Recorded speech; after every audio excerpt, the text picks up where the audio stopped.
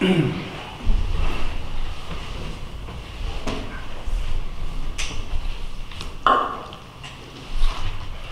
I was reminded after our last meeting that I tend to lean back every once in a while and not speak into the mic, so I will try and do a better job. So the first item we have on the agenda is, I should mention that Councilman Rodriguez mentioned that he cannot be here this evening. So our apologies, but we will continue on. So the first item on the agenda, or second item I should say, is public comments. Did we have anybody, Cheryl? No. Anyone want to speak during open public comments on any matter? Okay. We'll move on. So next we have additions, deletions, and adoption of the agenda. So I actually have two items. First of all, under item 4, which is the consent agenda, we're going to remove item E, because we do not have the final plat that we were waiting for, the amended plat, I guess is what I'm going to say. It is still lacking the building envelope, which by ordinances must be on there. They had asked for some additional changes based on some county recommendations. They were mostly not cosmetic, but explanatory or immaterial. Thank you, immaterial. George has looked at it and he's fine with it, so Shelley's fine with that as well. But we did not get the amended document. So I'm going to remove item 4E. I'm going to make item 12A, and then at 12B will be to appoint Dana Crossman to the Communications Committee. An applicant we got. And then I'm going to ask to reverse items 13 and 14, or switch them. And that's what I had so far. Yes. I had a short report from what is the group called, Amanda? Reliable Growth Agenda. What is that group officially called? I think it's something like that. I call it the municipality group. Amanda normally goes to that group for us. She could not attend, and I'd like to give a report because I went in her place. We can council comments if you don't time me, or just it's basically some information only. Well, I can stick it in council comments. no, we'll just make it item 21 and then make 21, 22, and 22, 23. That's okay? Fine. Pending items. Paul or Amanda, anything? No, sir. Okay, do I have a motion to adopt the agenda as amended? Tell you what, one thing I will add on, if you just want to add a little bit, some additional feedback from COG on kind of what's going on there. Just a little bit. I think it's- On God? Yeah, Yeah, just so we put it make as it 21B. 21A and B, sure, that works. Make it the ALBP.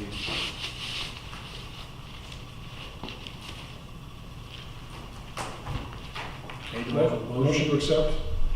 The agenda is amended. Mike, do I have a second? Whichever. Pick one, they both have to. Paper rocks. Paper, rock, scissors. What's the one on the bottom? Isn't that from that movie? Sorry. So, all those in favor? Thank you. Okay, so then item 4, I think we're okay. Do we have a motion to approve the consent agenda? Make a motion to approve the consent agenda. Have a second? Second. Paul put his hand up, Mike spoke up, you do it. All those in favor? Unanimous, thank you. Okay, item number 5 is the proclamation, issue proclamation for Domestic Violence Awareness Month. Also a proclamation for Constitution Week. Why do we have so many items under this one? Okay, then we're moving Elaine Rossoff from Park and Rec Committee from regular to alternate. I think that's a typo. It should have been on consent. That's what I thought. Yeah. And It's just why- like- Well, The reason But the why mayor- is that council doesn't do that. The only mayor does can. committees. Yeah. Yeah. I get why. But, and then, moving, let's see, I did that. And then Adam Brown from alternate to regular member. So on the committee moves, I hereby appoint Elaine Rossef, or I should say, change Elaine Rossef's position from regular to alternate and Adam from alternate to regular. And then I was just looking for my proclamations, which I know are here. There are two proclamations we typically ask for this time of the year. There it is. One is for Domestic Violence Awareness Month, and I won't read the whole thing. But again, this is in defense of families, children, anyone who's been affected by that type of violence. It's a very good cause to support. And secondly was proclamation for Constitution Week. And every year, and I thought this was this Daughters of the American Revolution, or was this, I'm trying to remember who supplies that? Yeah, the Constitution Week, yeah, you have it, right? Yeah, I have it. It doesn't say, Yeah, the Daughters of the American Revolution are the ones that's what I requesting. thought. Okay, thank you. And that's in support of the U.S. Constitution, of course. So, I hereby approve both of those, or, for Village of Wesley Chapel.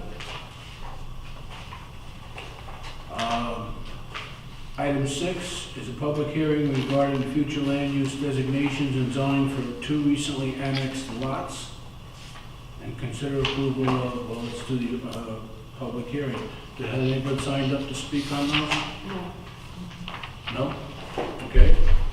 And again, these are two lots that ask for voluntary annexation into the village.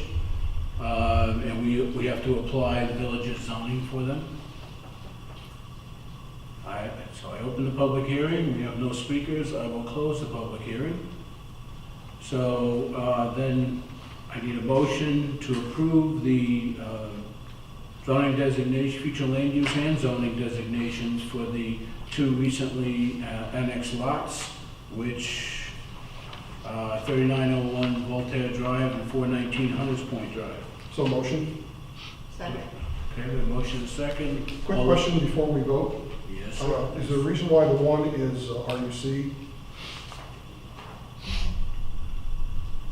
It was to be consistent with prior lots. Okay, that's all I have. All those in favor? Thank you. And just typically, I should have added that to you, to discussion, but I'll just add it now. RUC is when we want to make sure we recognize the county, any county designations of setbacks, et cetera, when we annex the property. They might not meet ours, so it's not really fair if somebody has a shed already built in a 10-foot setback and ours is 15 feet, if I remember correctly. The 10 feet's okay, we're not gonna ask them to move their shed. Sounds reasonable. That's one of the reasons, but that's an example. Okay. Item 7, public hearing to consider subdivision ordinance text amendments to exclude streams and stream buffers from minimum lot size. This has already been through planning board, is that correct? I believe so. This does not include tree save area? All they were considering at this point was the streams and stream buffer. That's the modification, Right. whatever's in there currently. Okay. John's here. Did go through planning board, right? What, was recent? No, no, No. Shrink. Minimum lot size, the exclusion of streams and. Correct, yeah, we approved that and sent it to you guys. Motion to approve? Second. Well, wait, we haven't closed the public hearing yet. Oh, sorry. You're jumping ahead as always. So I make, we didn't have anybody that wanted to speak on that particular item? Okay. Then I will close the public hearing. Now do I have a motion to approve? Motion, so motion. Second. And thank you. All those in favor? Unanimous, thank you. Okay, item 8, Finance Officer's Report. Cheryl, you're up. During the month of August, one thing, we did get that tax report from the county that was in the consent agenda where they settled the taxes for last year and took the charge. Well, I'm sorry, we did not issue the charge yet. They were not ready at the county. They had a lot of problems getting their bills out this year. So they really don't have a formal charge to collect taxes yet. I presume they'll come next month. I did ask them. So we continue to collect different zoning fees and pay different bills. Trying to see if there's anything unusual. I did request a credit card for Mike from Lowe's, and I haven't heard back from him. I probably should check with him and see what's going on. We had to buy a computer this month for the administrative assistant, so we did that. And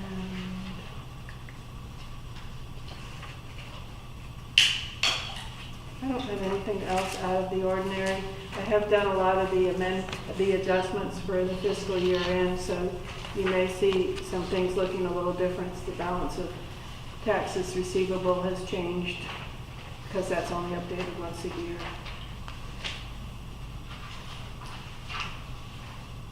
And that's all I have.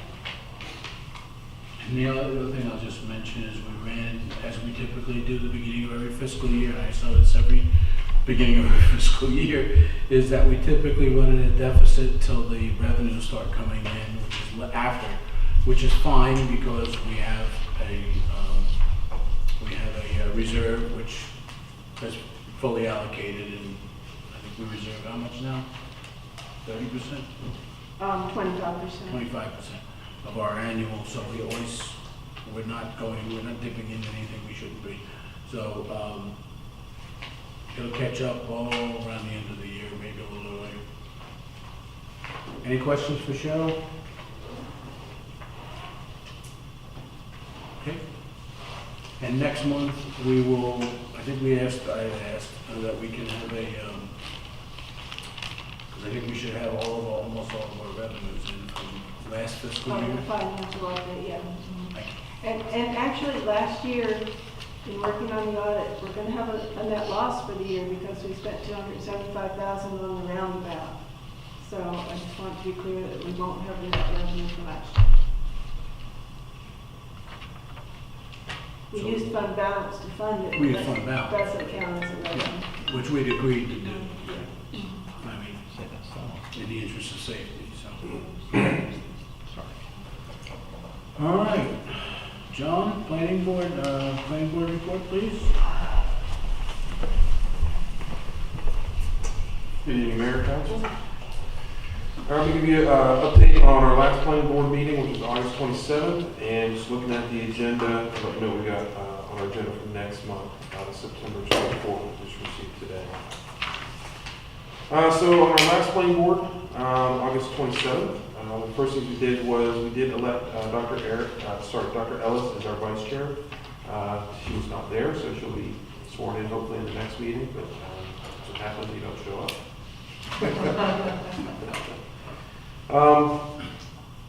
We did not have a council member attending, so we're going to extend that invitation again for any council members. Sorry, no council members that were on the agenda, but correct, Mr. Member, you were there.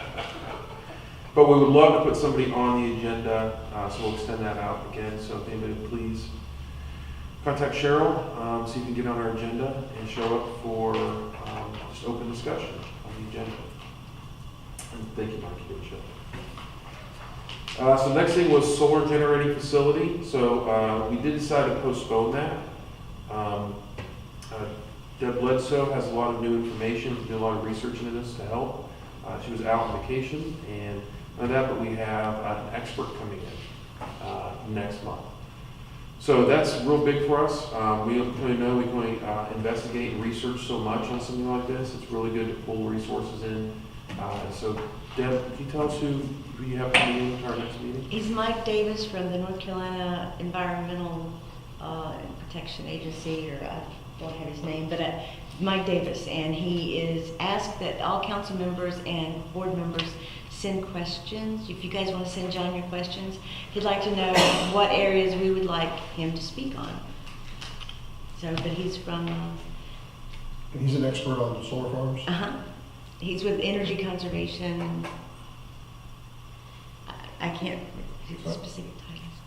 That's no problem. But that's one thing I would like to do. I think it makes sense to, if any of you have questions about this, specifically for an expert, given the kind of time frame we're trying to work with, what I'm going to do is invite you guys, all of you, out to the meeting. And I think obviously it's good to know if we have a quorum ahead of time to make arrangements for that. So consider that. Our next meeting is September 24th, 2 Mondays from now. We have, we're looking at the agenda now, we're talking on solar generating farm right after council member in attendance. So we can move that around as needed to meet anybody's availability on that evening. But I would suggest everyone to come if you could to that meeting, and I'll open up for you guys to have questions and discussion back and forth. This might be our one chance to talk to somebody before we put a draft in front of you by the end of the year. And he'll be at the October planning board meeting. Oh, well, as well. So September and October? I'm sorry? He'll be here this September and then October? No, just the October meeting is the one he's coming to. Remember, he couldn't make the September. I thought he couldn't make August, which was 2 weeks ago. He said October was the one he could make, but I'll call back and see if he will come. I thought he was coming. I thought he skipped in one meeting and would come in September. Yeah, he did. For some reason, he said October would be the only time he'd come. Well, let me double check that. Okay. I would like for him to come earlier. All right, well, sorry, I was thinking he was coming in September. Well, let's try and coordinate that and make sure everyone's aware. We'll get that out to you as soon as possible. So, Mr. Mayor, would you allow a question from Diana Moore? Sure. I have a question or request. You're considering a solar farm.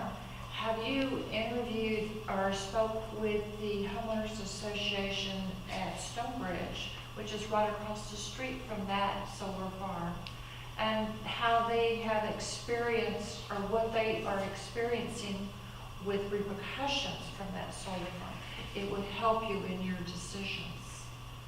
we have not, only because we don't have any applications for a solar farm right now, because we don't have an ordinance for one. If we do put forth a solar farm ordinance or solar generating facility ordinance, obviously that would be applicable to anybody in Wesley Chapel. So for us, it's not, considering neighbors of any potential one. We're considering neighbors of everybody in Wesley Chapel.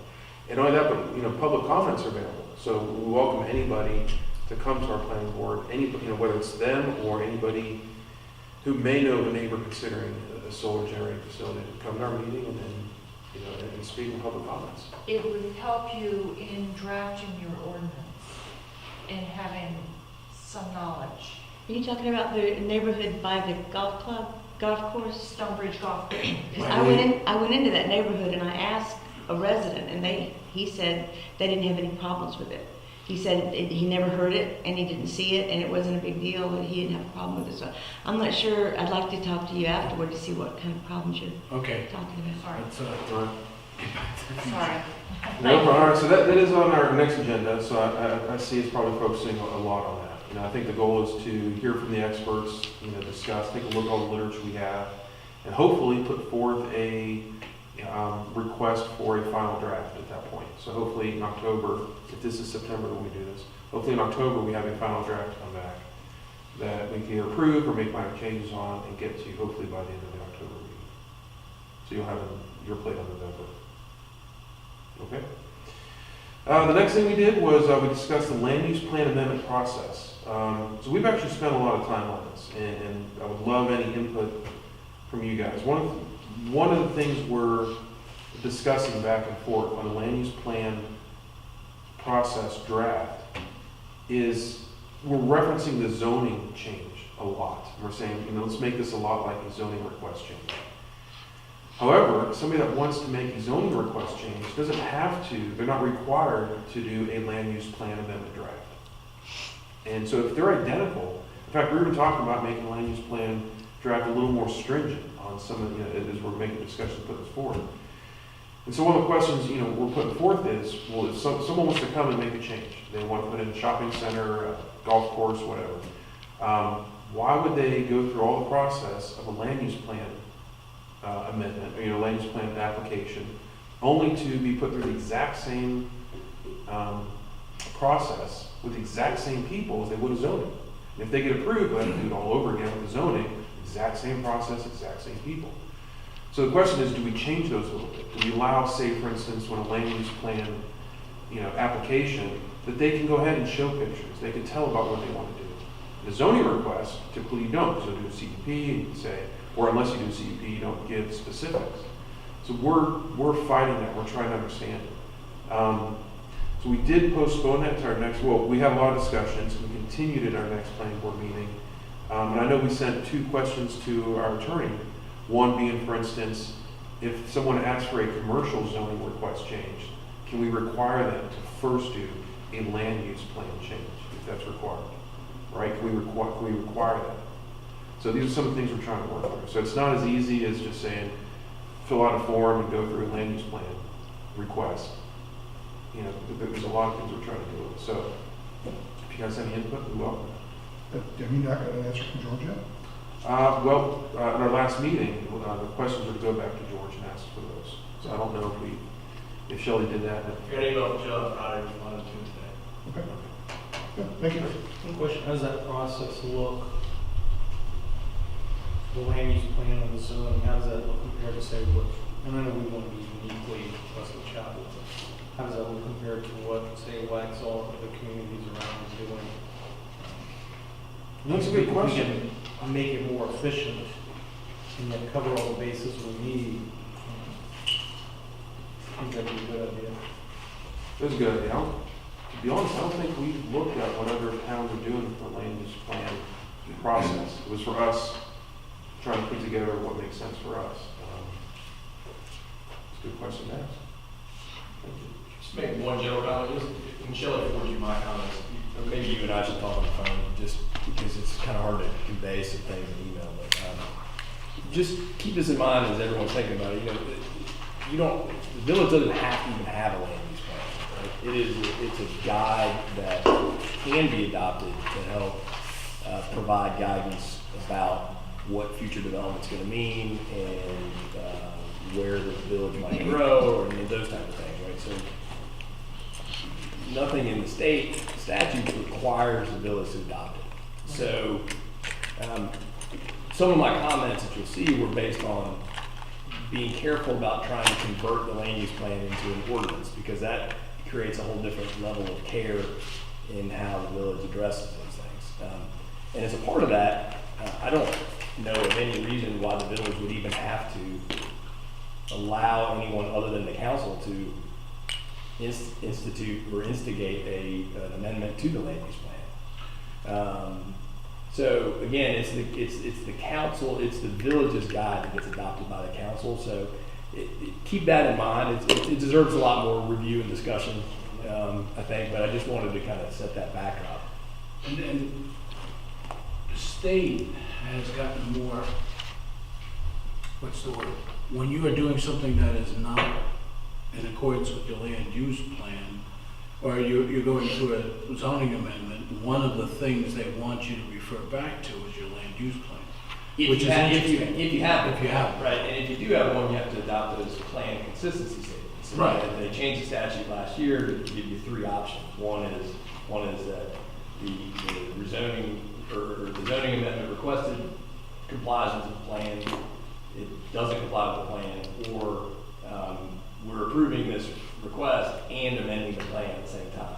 So I think the concept was that it recognizes that there might be these situations where somebody brings something where they want a rezoning or conditional rezoning or something to that effect, that doesn't match up with what's in the land use plan. It gave the council's flexibility to review that and then simultaneously amend the land use plan as a part of that approval. So that was another one of the comments you'll see, that I don't know if the intricate steps to amend the land use plan are necessary given what the council can do if they're faced with a rezoning that doesn't match.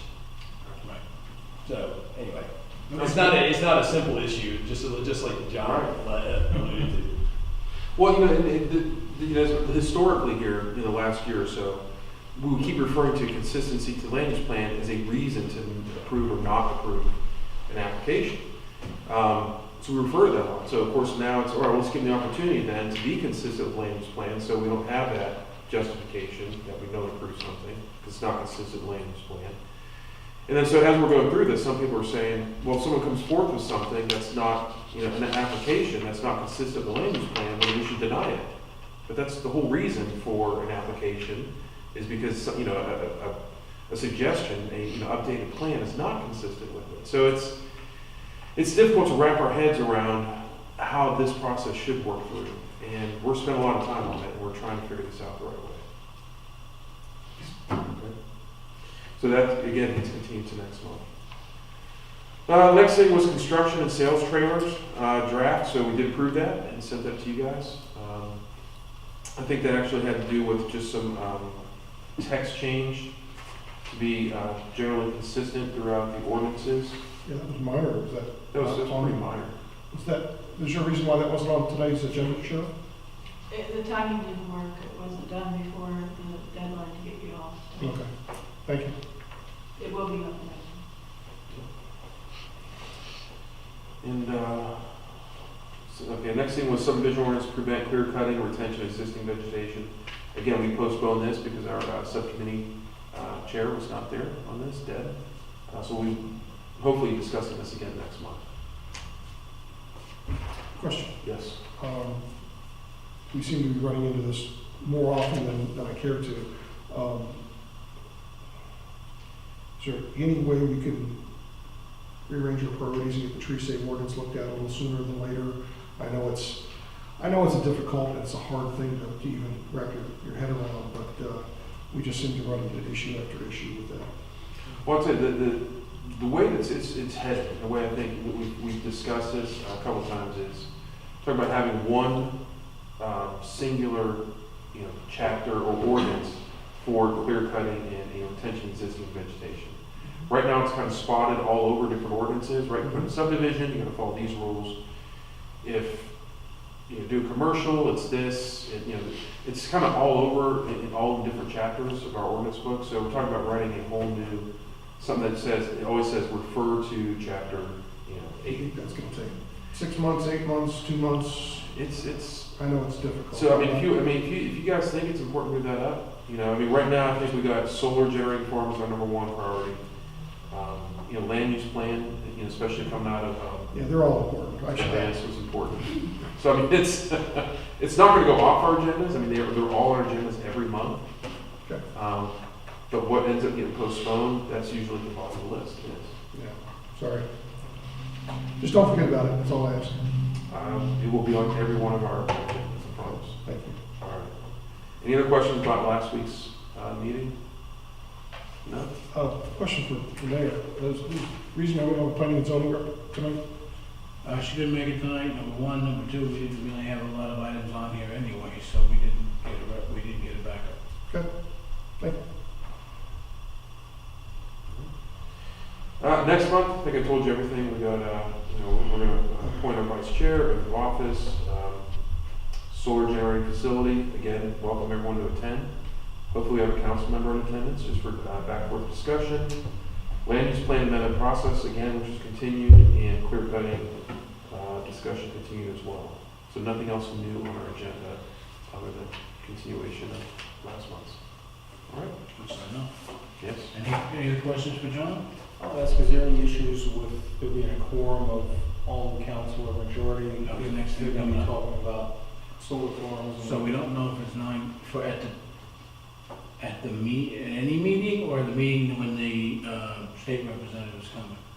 When the experts. Because we're not sure if it's September. Well, I guess what we can do is as we typically would do, is a meeting, you know, say there might be a quorum of the, I'm sure Council. Deb can get back with me and let me know which meeting they're coming to, and then I'll send it to y'all and ask. but if it's September 24th, we almost have to make the motion tonight.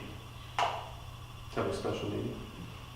Well, or you can just We can state. just say it's, Why not just announce a special meeting, we don't, and then, okay, and you can, somebody can show up, and if there's nobody there, you can say there's no special meeting. yep, okay. And even if he's not there, it's on our agenda if you guys want to talk about it, give us all a chance to talk, so. But of course, the critical thing is to have the expert there, obviously. Would it help to have anybody from Union Power there? Union Power does not have any solar farms. It's Duke Energy has the solar farms. Union Power, the only thing they do is the rooftop. They don't deal with the big ones. They've got a bigger one out off 601 that's gonna be coming online pretty soon, so I don't know who's doing it, but they're part of the energy usage also. I think it's a 75 megawatt facility.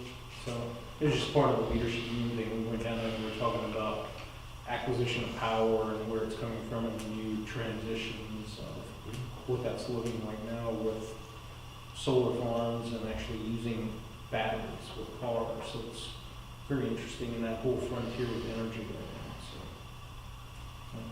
just ask. Go ahead. No, it's fine. Good. All right, thank you.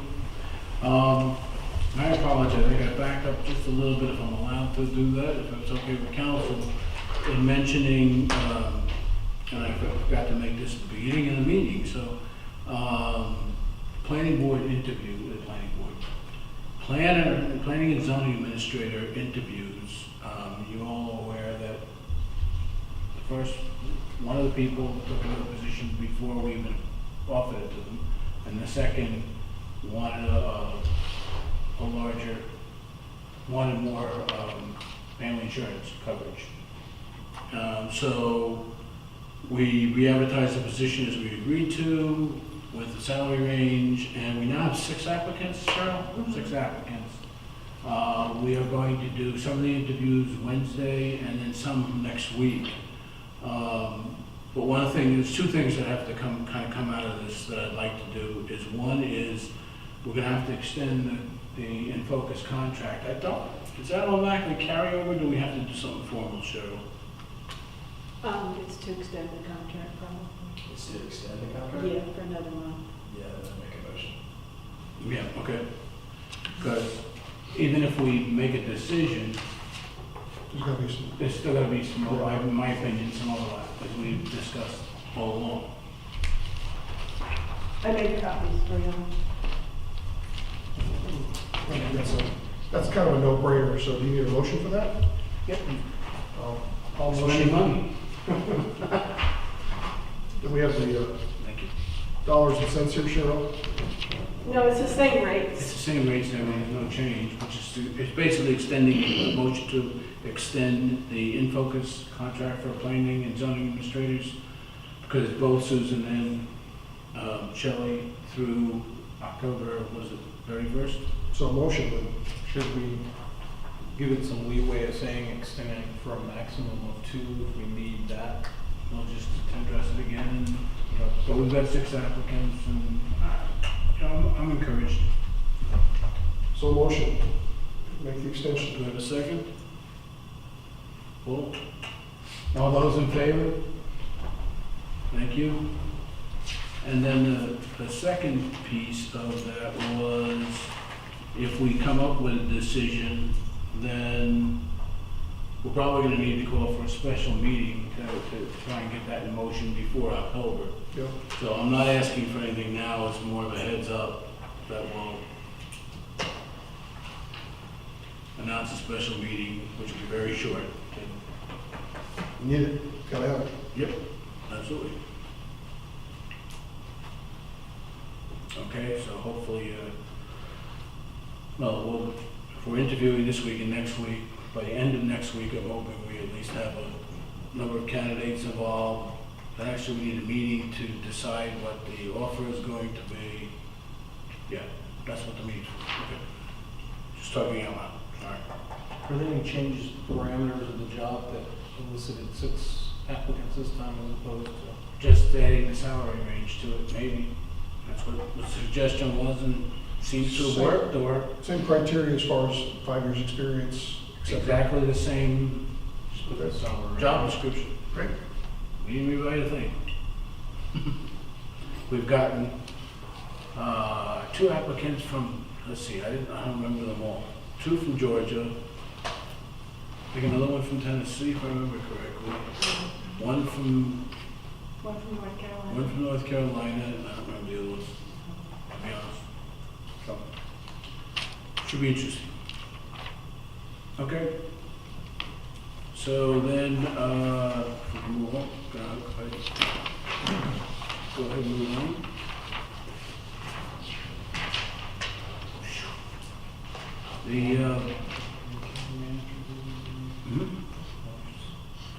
Okay, and then we've got a youth council committee report, number 10, but I don't think they met this month. They didn't have a quorum. No, just the update I have on that is, I'm just gonna get together with you and I have been kind of speaking with you in mind, sharing, but it's my understanding they've got the bulk of those minutes ready to be approved. They just, with the various kid schedules, they can't get together and have a quorum, so we're just gonna mandate a special meeting and just get it done and. Yeah, because they have to approve them before. You know, so we've got some interest from some other people in the community that have expressed interest in maybe overseeing that or kind of sitting in on it a little bit, so. Well, probably need to discuss that, Yeah. but we're not there yet. So, okay, anything else? That's it. Okay, item 11, Park and Rec Committee report, John?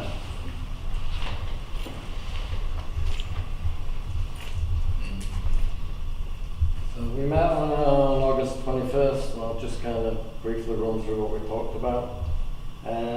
About 2 months ago, Wesley Chapel Friends of Parks and Recreation had asked us for a list of possible donations for the park. And at the August 21st meeting, they came back and offered the donation of a water fountain. This would replace the existing standpipe, which you know we've had some issues with freezing because it wasn't winterized, etc. So they have offered to donate a water fountain that would be located there. It doesn't have a chiller in it, so it won't require any electrical work. The water line is already there. It would include a pet bowl and a faucet for a hose for when we have events in the park and they need water. They estimate it cost about $4,800. The Parks and Rec committees recommended unanimously that council accept the donation. The one question raised was, would there be any expense for a concrete pad installation? We don't think so, but we're checking into that and we'll have more to report next month. But we'd like council to consider accepting the donation of the water fountain for the park. But we really like to have these things in. I know, and I missed getting the stuff to show by the deadline, so that's on me. You know, you're going to tell me that about 3 or 4 more times tonight. But plans for the fall bash is going along very well. They talked about the flagpole dedication of time, but I see it's on the agenda later, so I won't go into details on that. But we're very supportive of that. We had on our agenda to review bids for the amphitheatre band shell, but since we only got one, and council's advice was, the legal counsel's advice was not to open that bid. We didn't review any of the bids. It has been rebid with a bid deadline of September the 15th next week. So if we get additional bids, great, and if we don't, then council will be able to consider whatever bids we do have, even if it's less than 3. Cheryl, have you gotten any communications from anybody expecting additional bids? People calling and asking questions? There was or- one person, yeah, I forget who it was. Okay, so I would love to have Once more. I think you gave me the name. I would love to have more than one. We talked about the irrigation system and electrical, and Michael's going to follow up. And again, I see it's on your agenda later this evening, so I won't go into much detail on that. We talked about the award of the landscaping and pond maintenance contract. And after the contract was awarded, Mike and I met with the new landscape maintenance contractor, who's also doing the pond. We wanted to communicate our expectations and go over the specification and make them clearly understand we're going to be checking that they apply the right amount per the specification. They acknowledged that the specification was perfectly adequate for a well-established turf, but as I've reported in the past, that's not what we have at the park, following 2 years of less than optimum maintenance. So we asked the contractor if they would propose a remedial program that they have, and this is another item where I'm asking council to spend money, but I didn't get you the detail. They sent us a quote to put additional seed that's on top of that, what's already in the contract, and straw the bare patches around. At the same time they do the overseeding and fall fertilization. They have suggested that would cost $5,700 for the remedial action to restore the turf at the park. Parks and Rec Committee voted unanimously to recommend to council that council consider that additional $5,700 for the seeding. That one is a little time sensitive because it needs to be done in the fall at the same time they're aerating and fertilizing. And we'd like it done after the fall bash so that any juvenile grass that germinates doesn't get trampled. So we've got a deadline kind of Fall bash is October 27. 27th, so we can do this at the October meeting. Yeah. Meeting. Yeah, and I'll get you the documentation by then, fill out Cheryl's form. We reviewed the final draft of the materials for the public information meeting. As you know, an application for a Parks and Recreation Trust Fund grant is a very lengthy process. Public feedback is critical in getting the most points you can to maximise our chance of getting funding. So we've now set Wednesday, September 12th, 7 through 8:30 p.m. Saturday, September 15, 1 through 2:30 p.m. and Tuesday, September 25th, 7 through 8:30 p.m.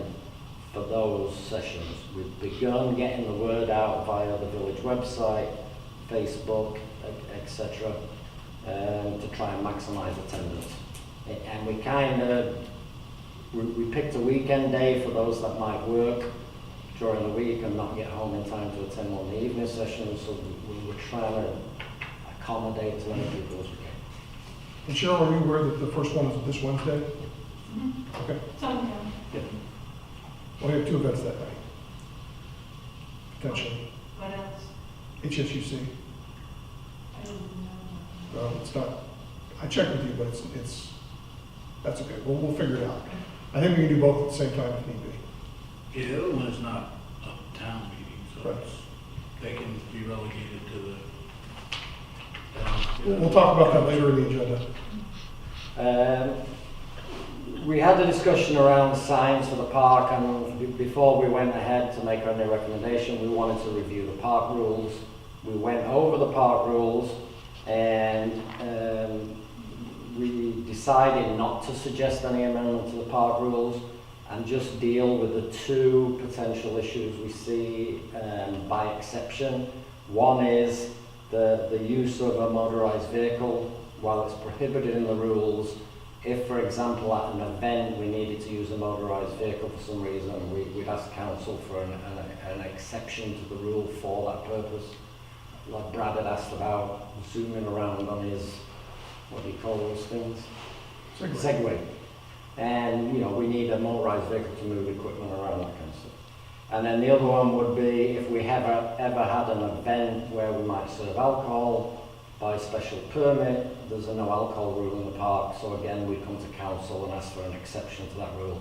So rather than go through and try and change the rules before we put the sign, we leave them as they are and we'll just deal with those two things with exception.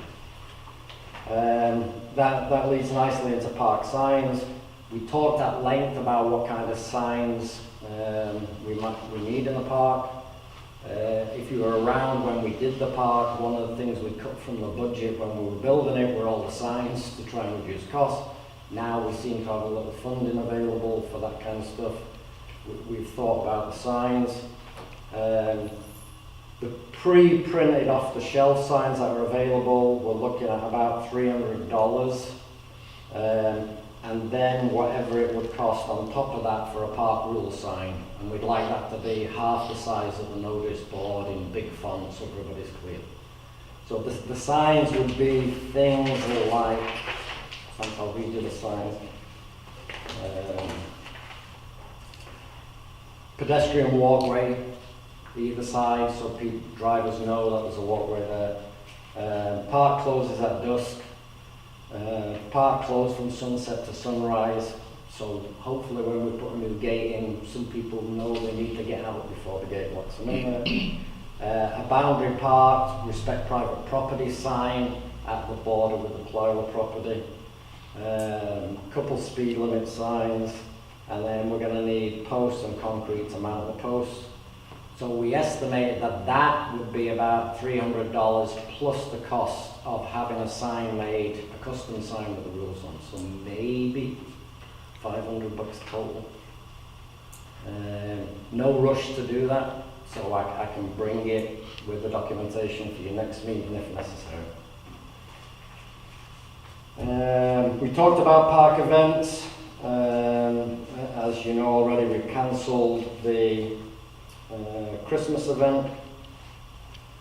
Other events, now we were worried about activities on 84, but from the meeting with DOT, we now don't need to worry about 84 during 2019. It's extremely unlikely anything's going to start on 84 before 2020.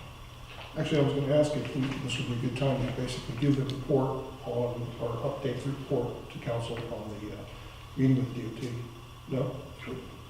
Thought it was on the agenda tonight. Yep, No, I'm sorry. Yeah. Never mind. number 19.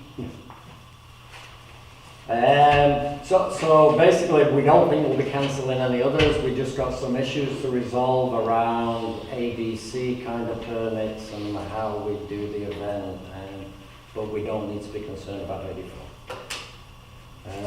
So next month, and the last thing that might need some money spending we talked about were the concrete parking stops in the parking lot. 5 are either missing or broken, and I'm not sure how much they cost. I think you know how much they cost. About $100. So that would be about $500 then to replace those. Not a piece. Yes, Yes, they're really expensive. to match the ones we have now. 100 each or 500? 100 each. 100. 100 each, we need a total We of need 5. 5. We could get away with probably 3. That's what I asked. I'm sorry, no. $100 a piece, we need a total of 5. We could probably get away with just 3. The only place we don't have concrete stops is the area where we pull in toward the storage trailer. Right, We purposely did not put concrete blocks there. right. We discussed going to recycled rubber, but then they wouldn't match all the other ones. And then, if future ones break, we keep replacing them with rubber, which I think would be a little more robust. But we went with let's match what we've already got in place, which would be 5 concrete ones. And again, that's not a mad rush thing, so I can fill out some paperwork and bring it for next meeting. Beat up by cars. So, And that was about it for this month. Sorry, one more thing we talked about, the gate replacement. Before we went to make any suggestion about replacing the gate, we wanted to look at what the existing one is costing us. And apparently it's cost us $5,600 and change since installation for repairs. It currently needs a lot more repairs. Is it working yet or not? Mike? We've had the gentleman from J&G Fence out twice. After the first time, I went out and checked it in the evening, and it was not closed, so we asked him to come back and check it again. I don't think he's been out since then, but right now it's not working, and my phone rings probably once or twice a week from residents behind the park saying People are people are in the park after dark, and it's So not that my- popular. Mike had received one estimate for a sliding gate instead of a swing open gate. That was $9,137, but we only had one. The suggestion was Actually, I have two more, John. for us to get 2 more quotes before we present council's decision. So if we need to, we'll review those additional quotes at the next Parks and Rec meeting and make a recommendation to council. Or you guys take the quotes now and take some action. Just a heads up, he did come out on Friday and it is working now. It is Oh, we did, okay, good. I do have additional bids for you, John. I'll get those to you before the next Parks and Rec meeting. But I'd like Parks and Rec to review them first and then bring them to council Okay. after. So that was it. These are things that were not in the budget. I mean, the remediation, we originally put in a higher landscaping number anticipating some remediation, but council reduced it down, and what it was reduced down to just covers routine maintenance. So we're gonna have to find additional funding for the remediation should you choose to approve that. John, if we don't approve that, and all we do is the regular fall aeration and overseeding, that's not gonna take care of it? That with the new area, not that with irrigation? Once they start killing off all the invasive grasses and all the big patches of weeds, it's gonna be even barer than it is now. That's why we wanna plant extra. In the fall, you typically aerate, fertilize, and overseed. Right, and that is in the existing contract. And the contractor said that would be perfectly appropriate for a well-established turf. But we don't have a well-established turf, we have well-established weeds and invasive grasses. So once we start taking care of the weeds and invasive grasses, we're gonna have more bare spots than we've got right now. So that's where the additional funds come in, is for fall remediation of the turf to try and get it in really good shape for the spring. How are we digging for the electrical back there? That's coming up in, But will it affect the planting of new grass if you're Yeah. digging up? they're gonna be trenching and boring Yeah. for the irrigation system and the electrical. I'm hopeful that we get the electrical and irrigation done before we attempt to remediate the turf. That's the plan coming up here on the agenda.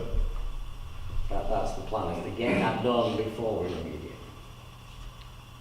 Okay. Questions for John at all?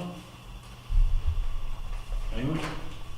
No, vote twice. Thank you. Item 12A, Communications Committee report, Deb?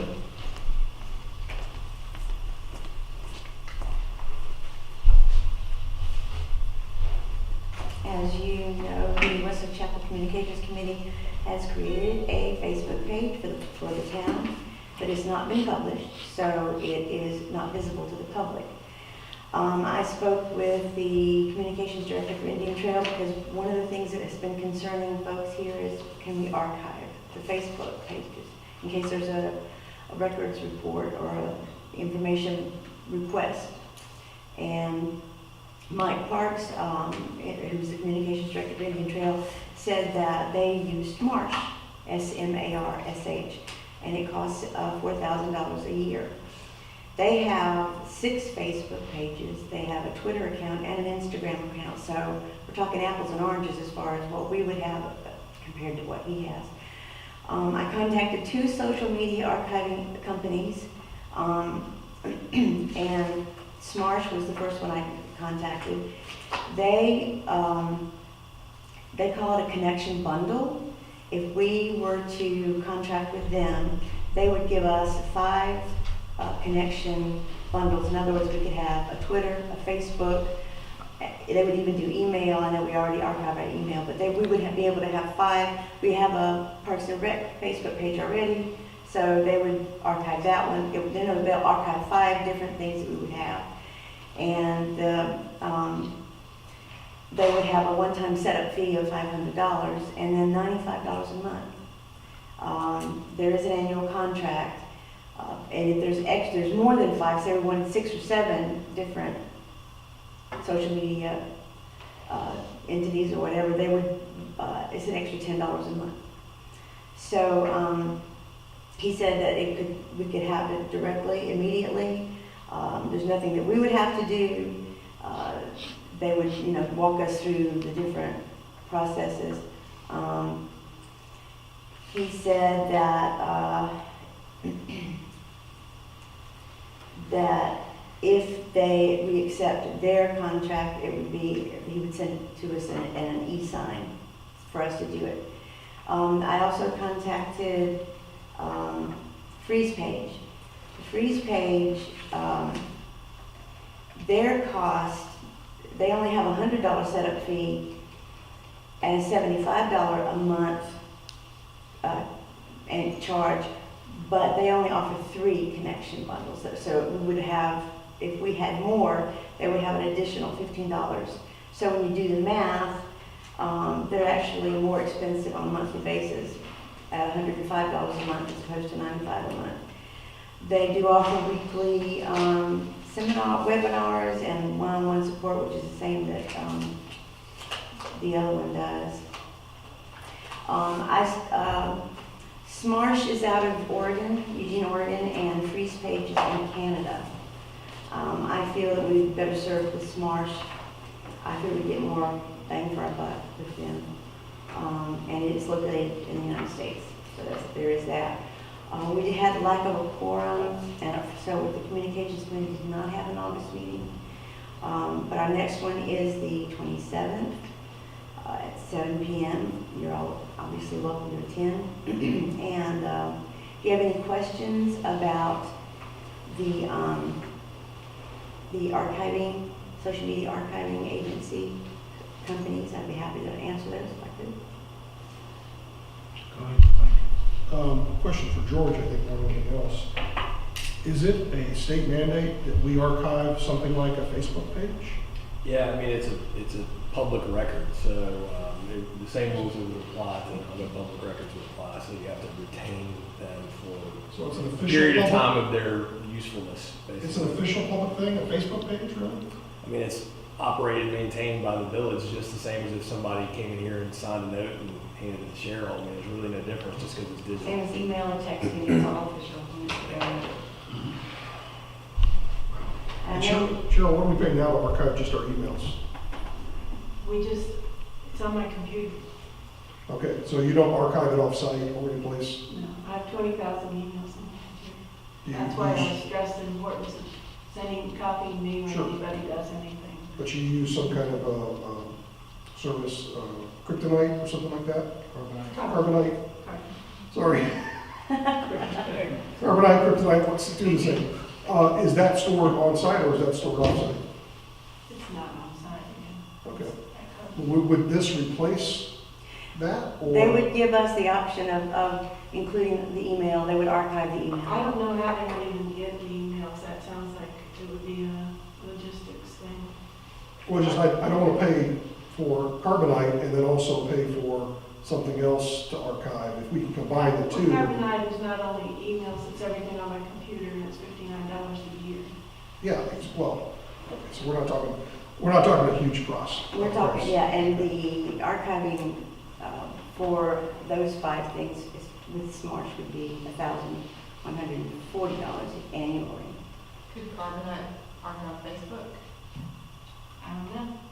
But it just seems I like, can ask if you want. I can ask on the clerk's list, although everybody I've heard of has used Smarsh. just seems to be a big difference between what Carbonite is and what Smarsh is as far as price. I mean, I wasn't expecting that much per year. Well, I was pleasantly surprised because Indian Trail pays $4,000 a year. I had always heard 4,000. Yeah. So when they said $95 a month, I'm like, whoa, okay. Although, yeah, I'd like to talk to you a little bit more. Remember that class that they had? From I understood from that the archival periods could be extremely short, so I'm not sure it might not be necessary. Well, I'm not sure I follow your.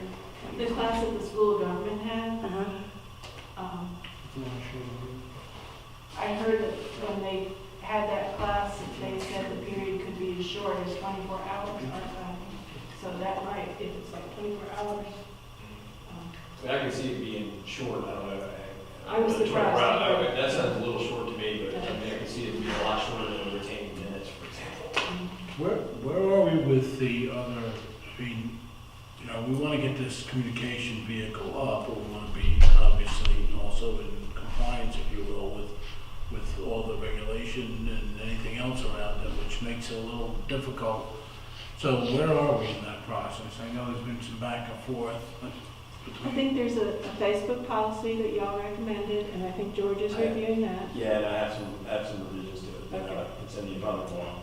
And then the other thing would be an overarching social media policy for the town, but the committee couldn't meet last month because they didn't have a quorum, so. So we're not ready to vote on anything tonight? Well, I would love for you to vote on this one.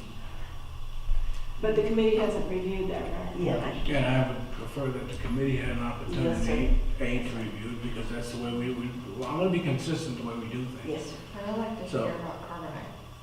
If there's a. And if there's you a- can investigate Carbonite and see if they'll do email, but I don't know how I would get it. I mean, Facebook, but I don't know how I would, they could go out to the web and get it, I guess.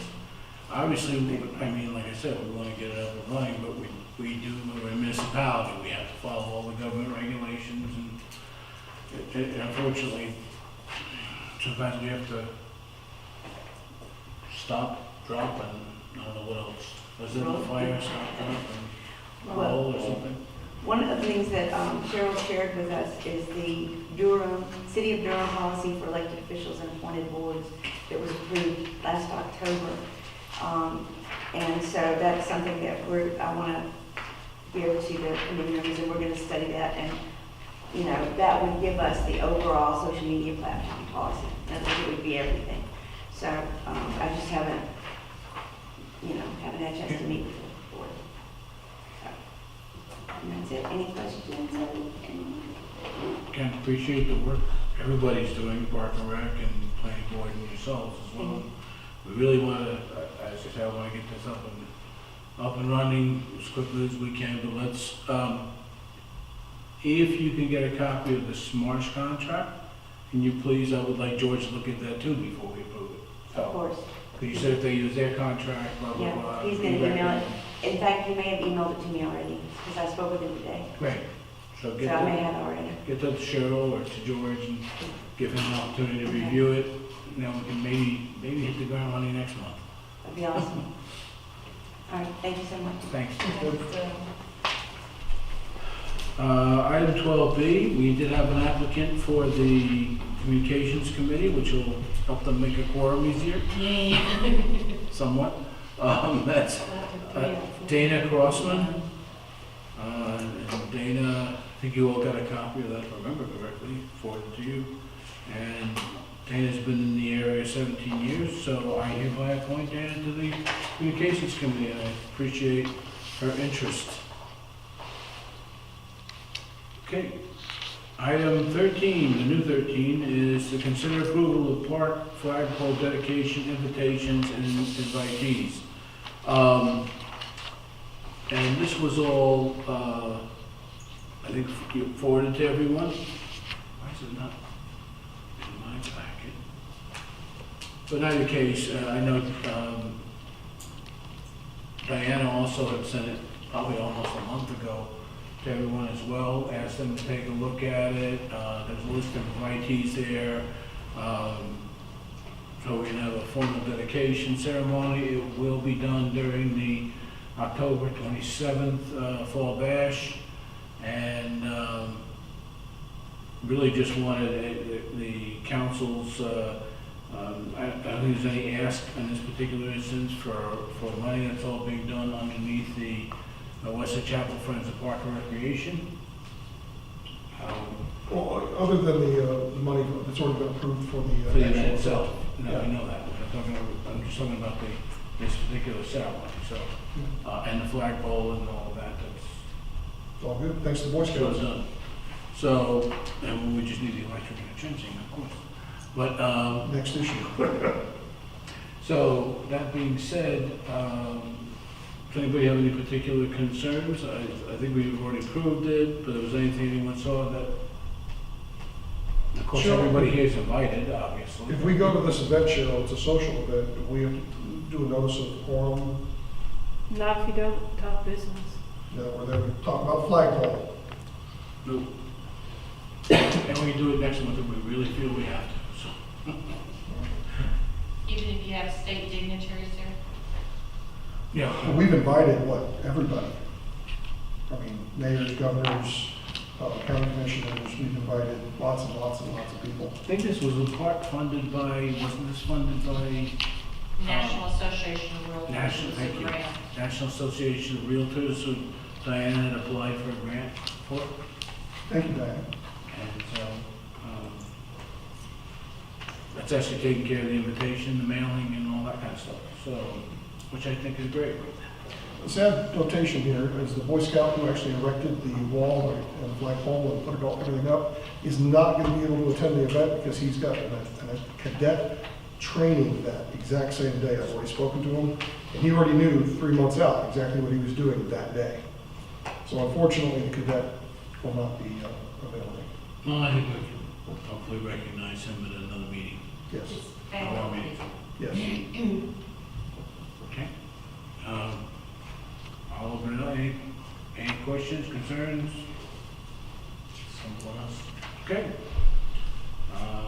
Everybody's in favor of this, I guess. I just looking for some consensus that everything is good. Do you need a motion on that? I don't think so. I'm not spending any money, so I'm fine. All good. Okay. Thank you. I always would like to make up things public. So, okay, item 14, new 14. Review the adjusted bids for the park irrigation system and electrical upgrades. Consider approval expenditure of an additional expense of $2,500. There's a range there for a reason, and which will be explained shortly. $2,500, $3,600, and budget amendment to provide funding for the expenditure. Mike? Yes, sir. First, let me explain where we ended up as far as why we had a difference.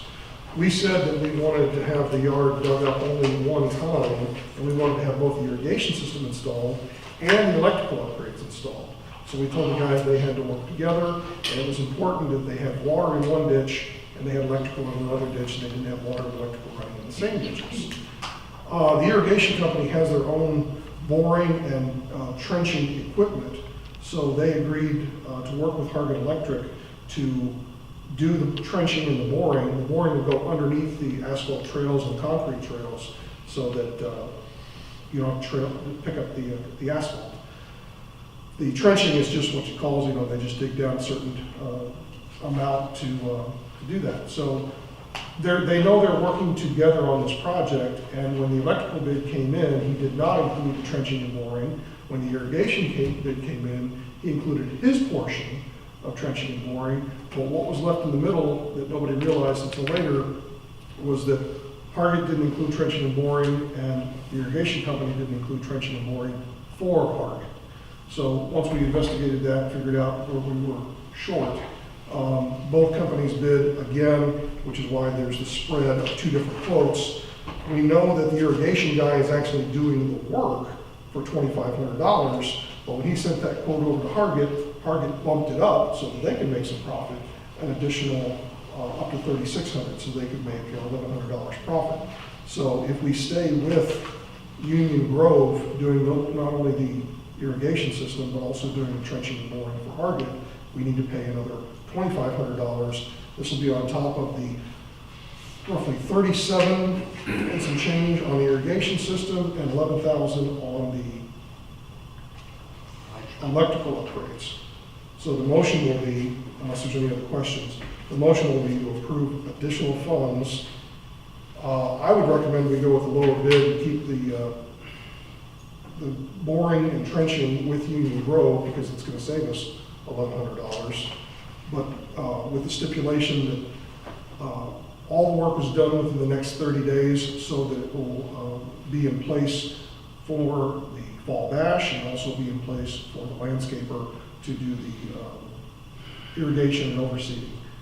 So the motion with that contingency will be to approve the addition of $2,500 for the additional boring and trenching for the projects already approved by council.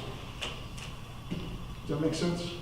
Yeah, John? Like, on the phone, they committed to extend the warranty to 3 years. Have we got them to commit in writing, extending the warranty from 1 to 3 years? Good point, John. Thanks for bringing that up. Council had Yes. asked to see if we could get additional, and originally it was 1 year parts, 3 year parts, 1 year labor. Yeah, but we wanted 3 years parts and labor. 3 years parts and labor, they agreed to that, Verbally, they committed to do that. Cheryl, I believe you already had them amend that contract. Is that right? Didn't I sign that, the irrigation? No, that was the original contract. The No, I know 37,000. that. For the extended warranty from, Yeah, they approved it, they signed it. so we took care of it, yes. Good. All right. So the motion now is for the additional $2,500 for additional trenching and boring by Union Grove for Harvard Electric, with the provision that they work together and have the project completed inside of 30 days to meet our deadline. Well, have they committed to that? Has anybody committed to that? Yeah, they'll commit to that, provided Okay. we get them the extra funds. So got a motion. I want to make sure the motion made sense. So got a motion, do I have a second on the motion? They're communicating with each other. I've never done irrigation or electrical pipeline, so I don't know if there's different depths that those have to go at. Yeah, the Harvard knows the electrical depths because they've done all the electrical work in the park to date, and the irrigation system's probably not to the same standards. But I told them they had to work together on this. I didn't want company one digging the trench and leaving an open trench for a week before company two comes over and puts a wire in there and buries it. They have to work together at the same time to minimize the impact on the park. That'll be the stipulation. So I have a motion, do I have a second? Okay. And for under further discussion, I'm just going to note that we are okay, we're going to check with George to add that, go ahead and add that to the irrigation side contract, not, rather than Hargit. And secondly, just on, again, for being open in that with the additional, if it had been 2,500 from Hargit, I know he added an additional 1,100, but essentially adding the 2,500 that we're paying on top of it, on top of the original bid, that would have brought them to 13,390, which means actually they would have been third. The difference of, for the lowest bid, what is it, $880, something like that. So we ended up not taking the lowest bid, but Hargit has the experience there, and it was something we all overlooked. So, but again, just trying to be. Well, one thing is I like the fact that the wire up to a certain point was done by Hargit. Now Hargit's picking it up and running with it the rest of the way. The other thing that I think is kind of noteworthy, but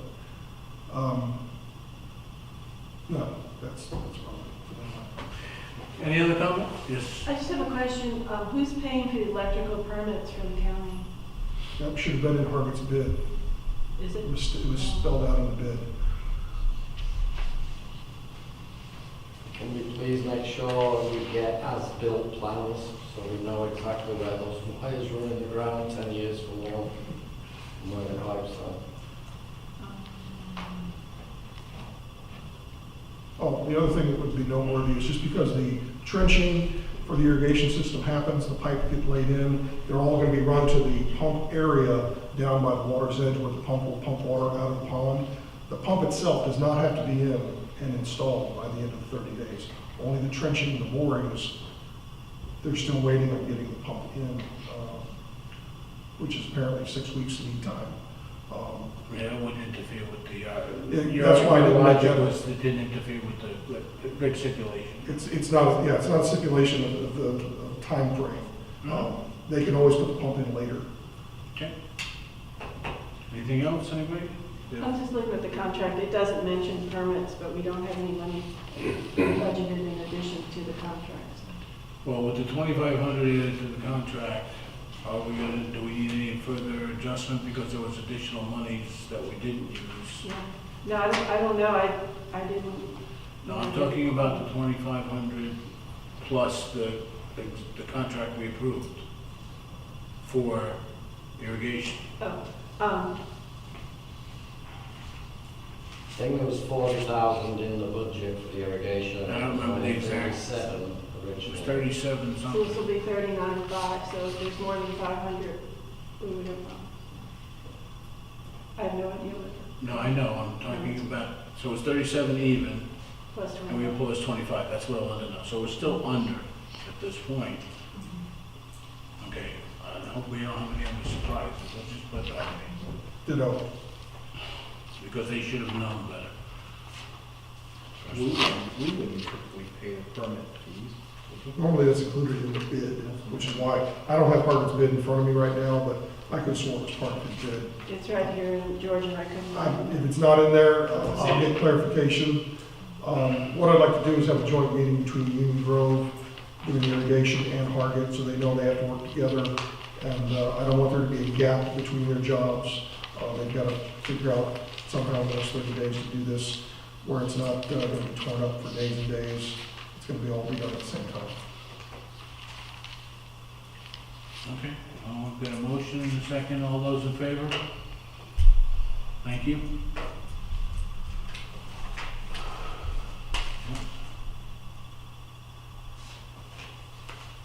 Okay, item 15 is update on the purchase of 3 seals for the town hall walls. That's going well. I did send out the proofs to everyone on the council. Looks great, looks like it's gonna match the one that, the artist rendition we have. And so, they're gonna send me a picture of the final done version before they ship it. There's 3 of them, as everybody remembers. So we'll have one more chance to kind of eyeball it. I have seen their work online, and I mean, I think they seem to have done a lot of people, as we've approved in the beginning, so I think we're gonna be fine. But we're gonna eyeball it again, and then, So the idea is having one up here, yep, one in the lobby out front, yep, and then one in the side lobby. correct. Okay. So that was just update, no motion required. Good. We've already approved it. Yeah, make sure there's no typos. I checked it on the original, so I was very careful, and the date of incorporation, that's also important. Item 16, consider allowing Humane Society to use the conference room monthly and waiving the fee. I think we talked about this last month. We did, we but talked didn't about this talk last the month, fee. but we couldn't make a motion because it was during council That's comments. right, thank you. Basically, I checked with Cheryl, we'd like to use I'm a board member of the Humane Society in Union County. We are looking for a place to hold our monthly meetings. We are a 501(c), and we'd like to use it the second Tuesday of every month, which according to our schedule will not conflict with anything, with the exception of John's meeting on Wednesday. So I don't know if I need to recuse myself on this vote, or, No, you have no financial interest, so you, okay, well, I offer You need to it vote. there. So the motion would be to allow the Humane Society of Union County to use the conference room for the next, we're building our new building, so 6 to 8 months, and waive the fee associated with that for the nonprofit, that's the rental fee, yeah. for the nonprofit. And we have a motion, do we have a second? Second. Okay, further discussions? Nope, and I think it's warranted, I think it's, we're being good neighbors, so all those in favor? Thank you, unanimous? Thank you, council. Okay, item 10, item 17, I can't read. Update on the conversion of the land at the park. been kind of an interesting discussion, because we got a brand new set of documents, well, we finally got the documents we were waiting for from the,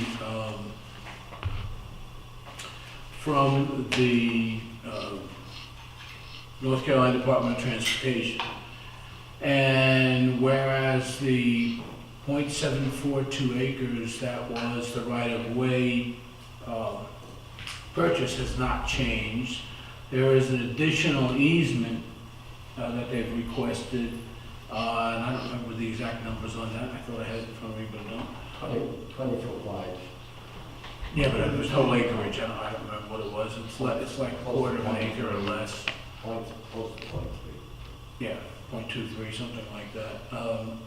And then there was an additional very small construction easement that was just for the building while they're doing the improvements. Temporary construction, isn't it? Right, temporary. In all cases, the money for the land, the original land, is a little over $56,000, 56 I think it was, Cheryl? And then there were additional monies that they gave us above and beyond for the easement, permanent easement on the property, as well as the the improvements and the temporary construction easement. It came over $90,000. 97, I think.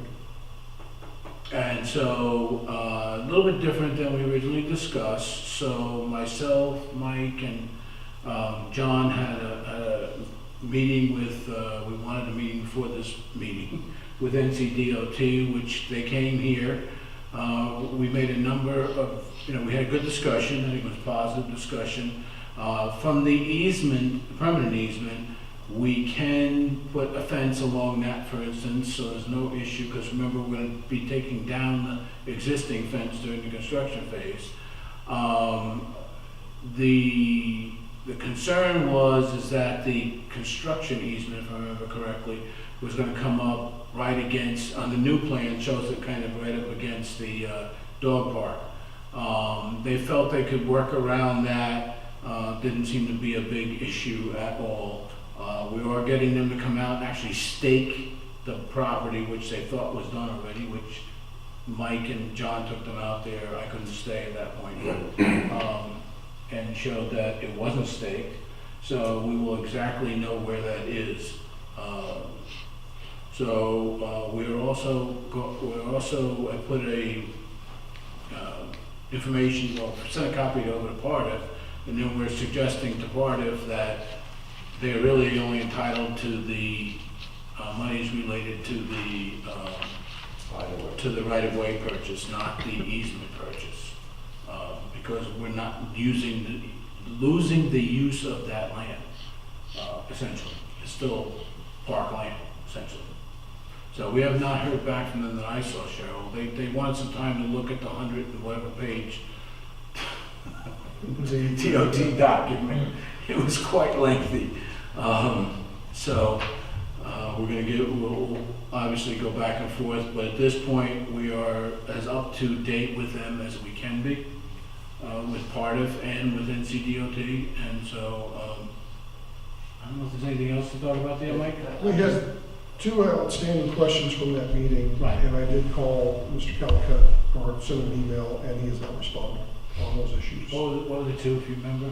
John, do you remember? I just have 2 points. One is the 20-foot utility easement is very likely going to be cleared. So we are going to lose 20-foot strip of trees all along Weddington Road.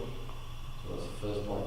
Second point is none of the plans showed a crosswalk from Southbrook Church, but they made a commitment that we are in fact going to get a crosswalk.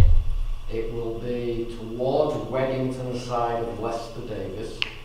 There will be a crosswalk going from the Southbrook side of the street over to the Dogwood Park side of the street, and then there'll be another crosswalk going across Lester Davis, and the two will be connected with a sidewalk.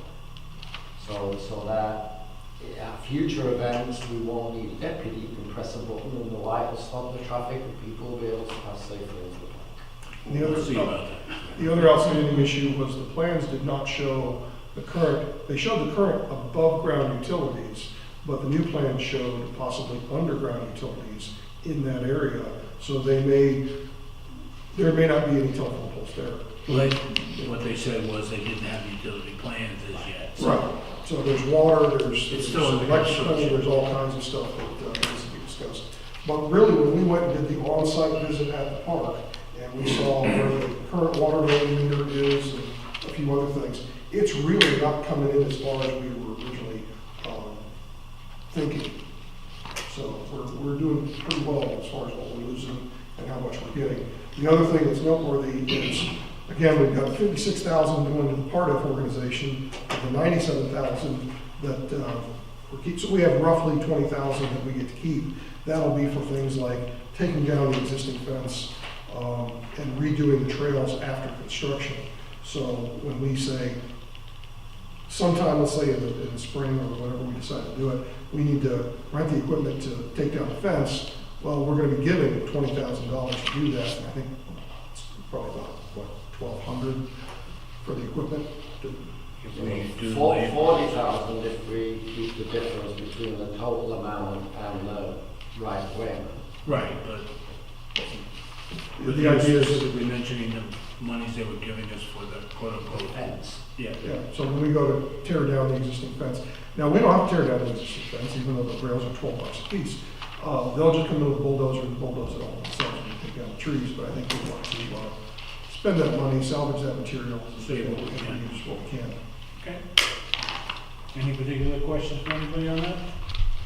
Just to John's point of the delay on that project, what's the biggest holdup? Excuse me. Ring Road end. There's a bunch of stormwater issues with the Ring Road end of the project, and having to redo drawings for floodwater management, and so everything's put on hold till they resolve those issues. So they wouldn't give an assurance, but they said it'd be a safe bet that nothing's going to happen until 2020. Right. Where do they stand? Have they had any conversations about with Silent and the plans with, I know there were some concerns and questions about.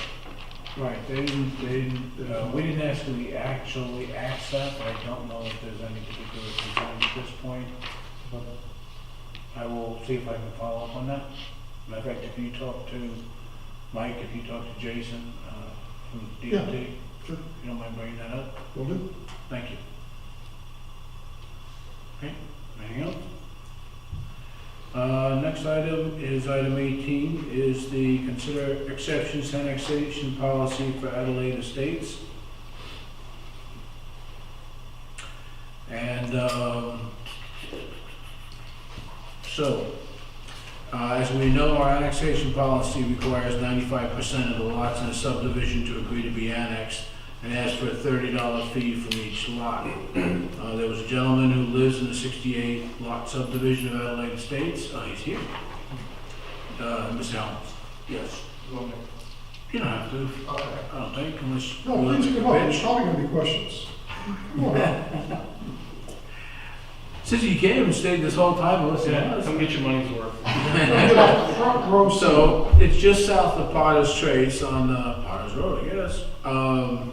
And we requested to waive the annexation application fees and then change the threshold to 80% of the lots. I'm sorry, 80% down from 95? Yeah. So it's 55 lots out of approximately 68, thank you. So we can either, obviously, the trade-off is, we've got the two parts. One is waiving the annexation application fees, and the second is having additional donut holes with the same token. It's not, when you're talking about, I don't remember what the size lots are in that subdivision, but About half acre. about half acre lots, so half acre lots, the chances of us having any application for anything other than a home on a lot that's already a home is pretty low. Yes, sir. Questions? One, what percentage of the neighborhood is complete? Is it 100% complete, or there's still empty lots? No, all the lots are, it's about 60 of the homes are completed, totally moved in and so forth. There's about 4 or 5 homes that are, I would say, maybe a month or two away from being finished. But they're owned by individuals, not by the developer? 64 are either owned or under contract or sold for sale, Or for sale? Okay. or owned by, I guess, a builder.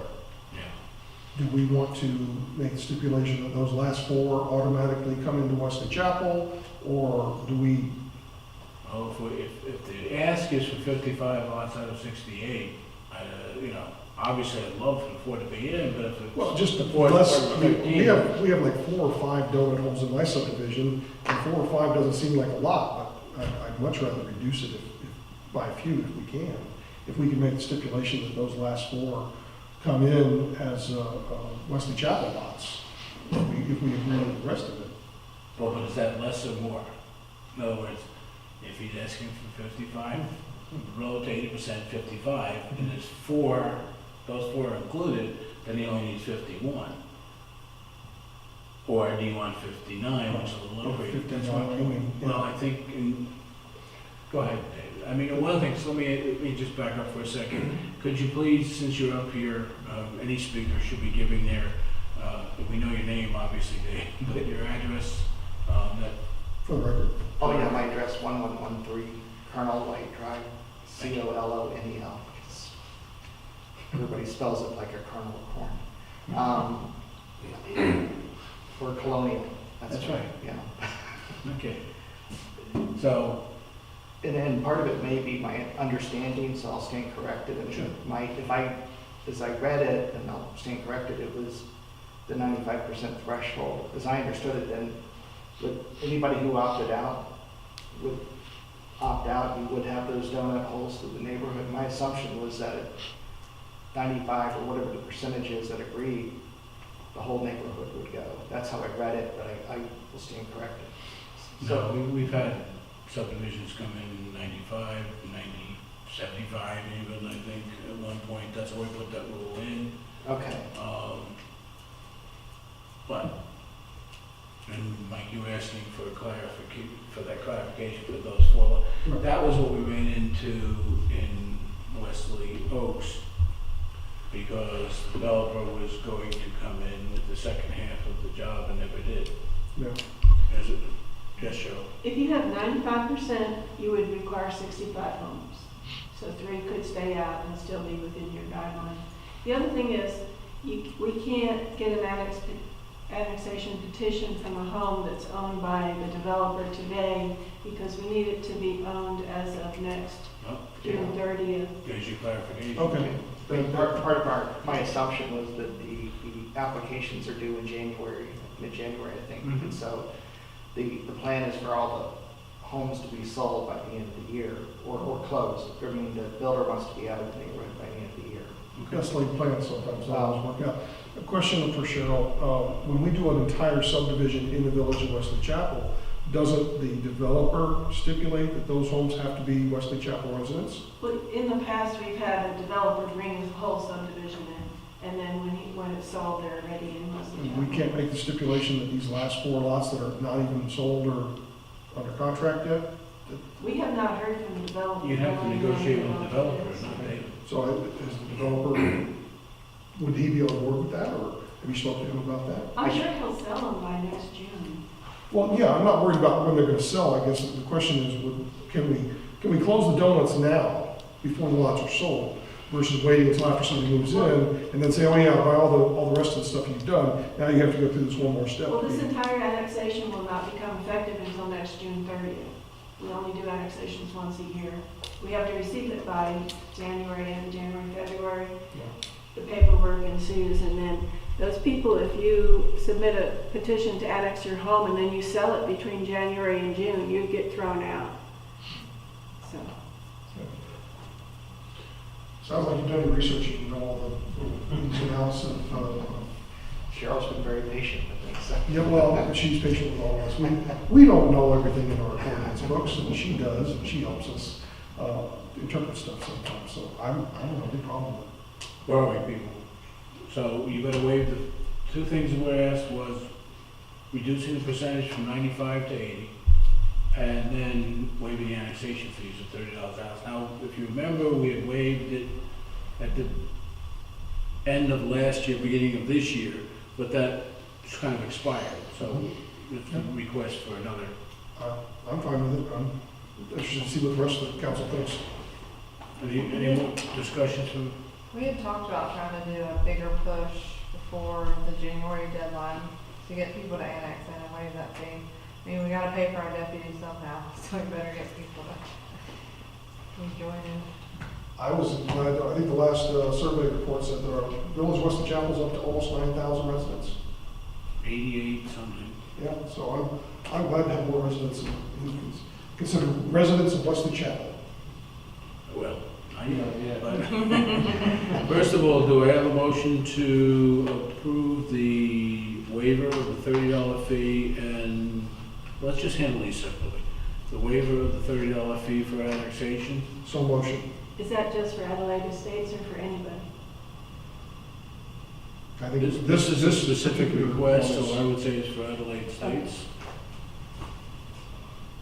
Tell everybody who's holding out to join in now. Unless you guys want to broaden it, I'm just saying this was Mr. Helm's No, I'm request. fine with focusing on this one particular That's what I subdivision. was trying to do. I'll second that. A second from Paul. Any further discussion about that? All those in favor? Okay, now we've got the second half of it, we're willing to reduce the percentage from 95 to 80 as per the request. So motion. Got a motion, do I have a second on that? Is that a yes or no? Oh, Paul, okay. Any further discussion on that? All those in favor? I would just say, Thank I would you. just like to add, try to get that as close as you can to 100. Oh, well, yeah, I think we will. I mean, part of it, to be honest, is I imagine that I'll be the one chasing the cats to get all the attention. So Mhm. some of it was just, Just something you bring up at the HOA meeting every year, and yeah, I mean, we've surveyed the neighborhood. There's only been one person who's raised a question about it, so we're not expecting, I would be surprised if anybody objects, so. Now, Well, your role, the president of the homeowners association? I'm sorry? Are you the president of the homeowners association? It's technically under the control of the builder until the last home was sold. So, Yeah, we did the same thing. So We we- just took over ours in Candela. yeah, we have a shadow HOA in place, so until Oh. the final sale gets done. good luck with that. Well, thank you. Well, thank you for your interest and appreciate you coming. Oh, no, thank you guys, I appreciate it. Thank you.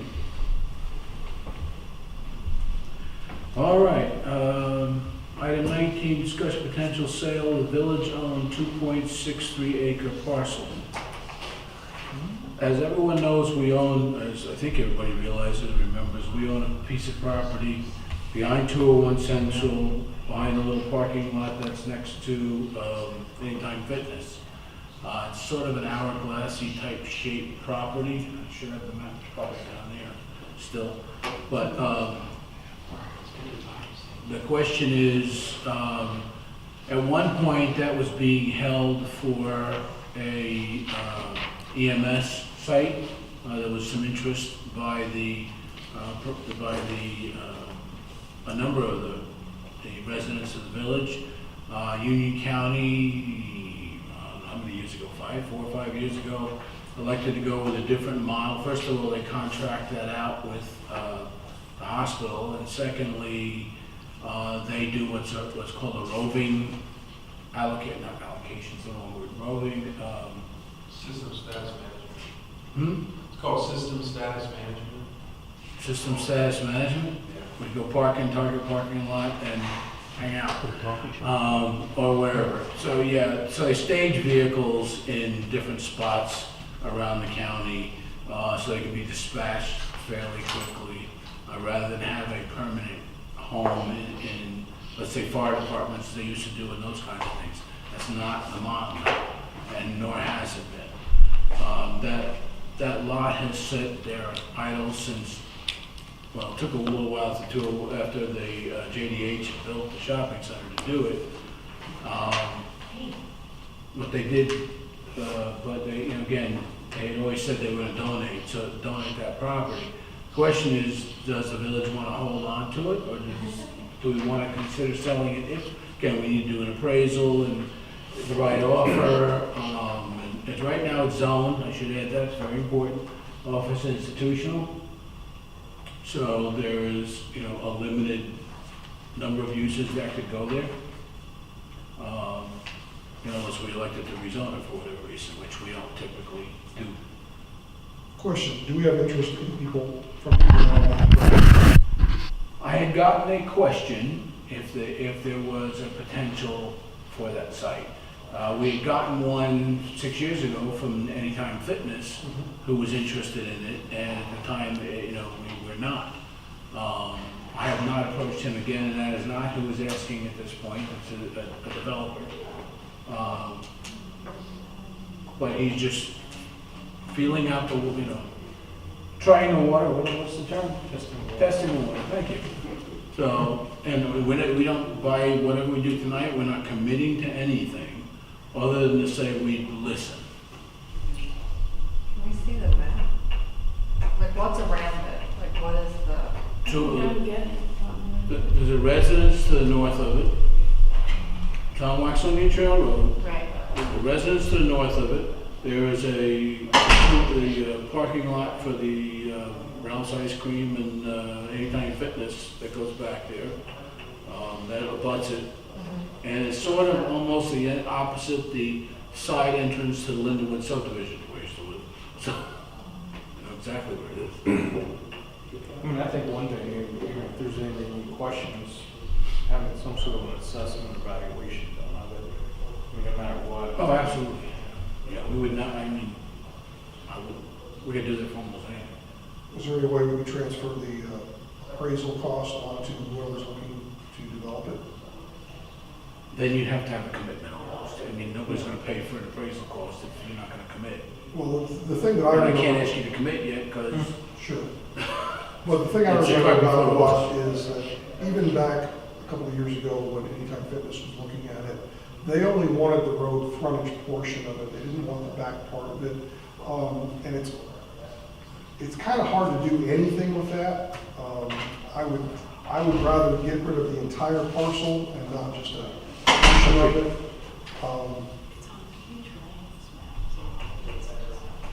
I was gonna say, I don't think it's zoned. You said it was? I went to grab the zoning map, and it's zoned R40. It's on the future land use plan map is O. Right. okay, I'm sorry, thank you for the correction. Future land use is online. It borders retail. That's correct. Well, borders the parking lot, but not for the retail, yes. Do I'm all y'all for want to see it? No, I know where it is. Paul's. Thanks, Cheryl.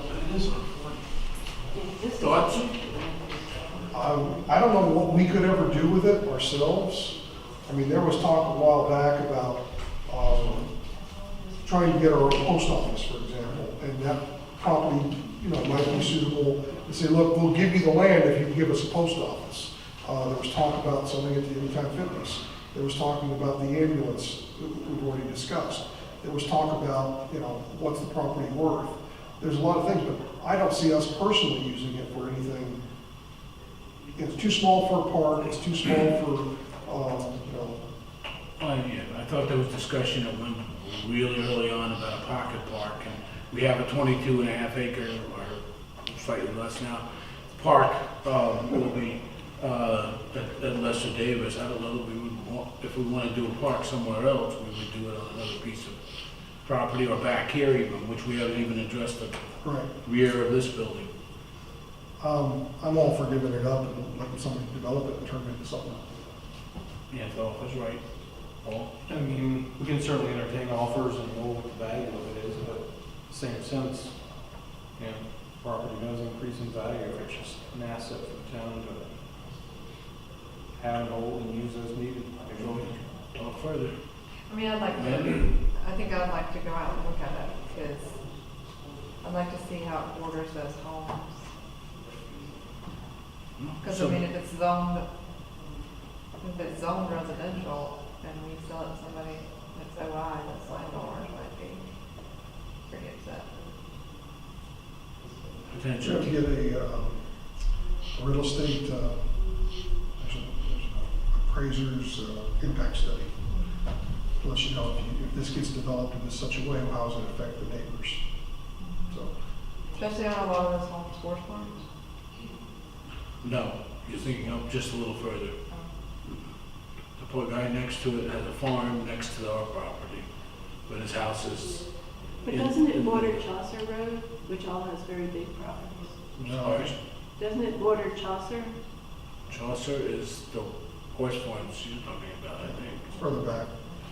Yeah. So no, there is one, at least one, if not two lots, no, it's more than two lots in between that and the area you're talking about. It's opposite the entrance to. Well, it looks like there's a road right behind it. Hmm? I think that might be the access road for power lines. I don't know. Regardless, I don't have any problems talking with And I anybody. think the back of it slopes down pretty. I think that was the issue with the other folks, with Anytime Fitness. Yes, sir. I mean, if you're gonna look into that, you don't think it should go off as institutional, then maybe that's something we should update our map, whether we sell it or not. You know, we're designating right now as the plan is for it to go off as institutional. So whatever discussion comes, if you guys think it doesn't make sense to do that. I'm not let's suggesting investigate. anything until the gentleman wants to step forward and talk further. That's the way, Right? you know, it would be wrong of me, first of all, it'd be wrong of me if there's any type of conditional use associated with it, so I'm staying away from this as, Well, I'm just looking I at, don't know. And so, I'm just looking at the land use plan map. We've already determined in our plan that it's not institutional. As you guys investigate it, if you don't think that makes sense, that's fine. Let's update our land use plan to show that it's something else, whether it's R40 or commercial. whatever it is. point well taken. So I'm hearing, basically what I'm hearing is that maybe, you know, what we can say is maybe, and then if he wants to come, if the developer wants to come forward with a proposal, then we'll listen. We're not gonna say Don't do the no. carpet work. Well, no, exactly. We're not gonna say no, but we're not gonna say yes either. We're just gonna say, well, we'll listen. That's fine. We will consider it, but we're not. That sounds fair. And that's what I was looking for. Nothing more, nothing less. That's fine. Thank you.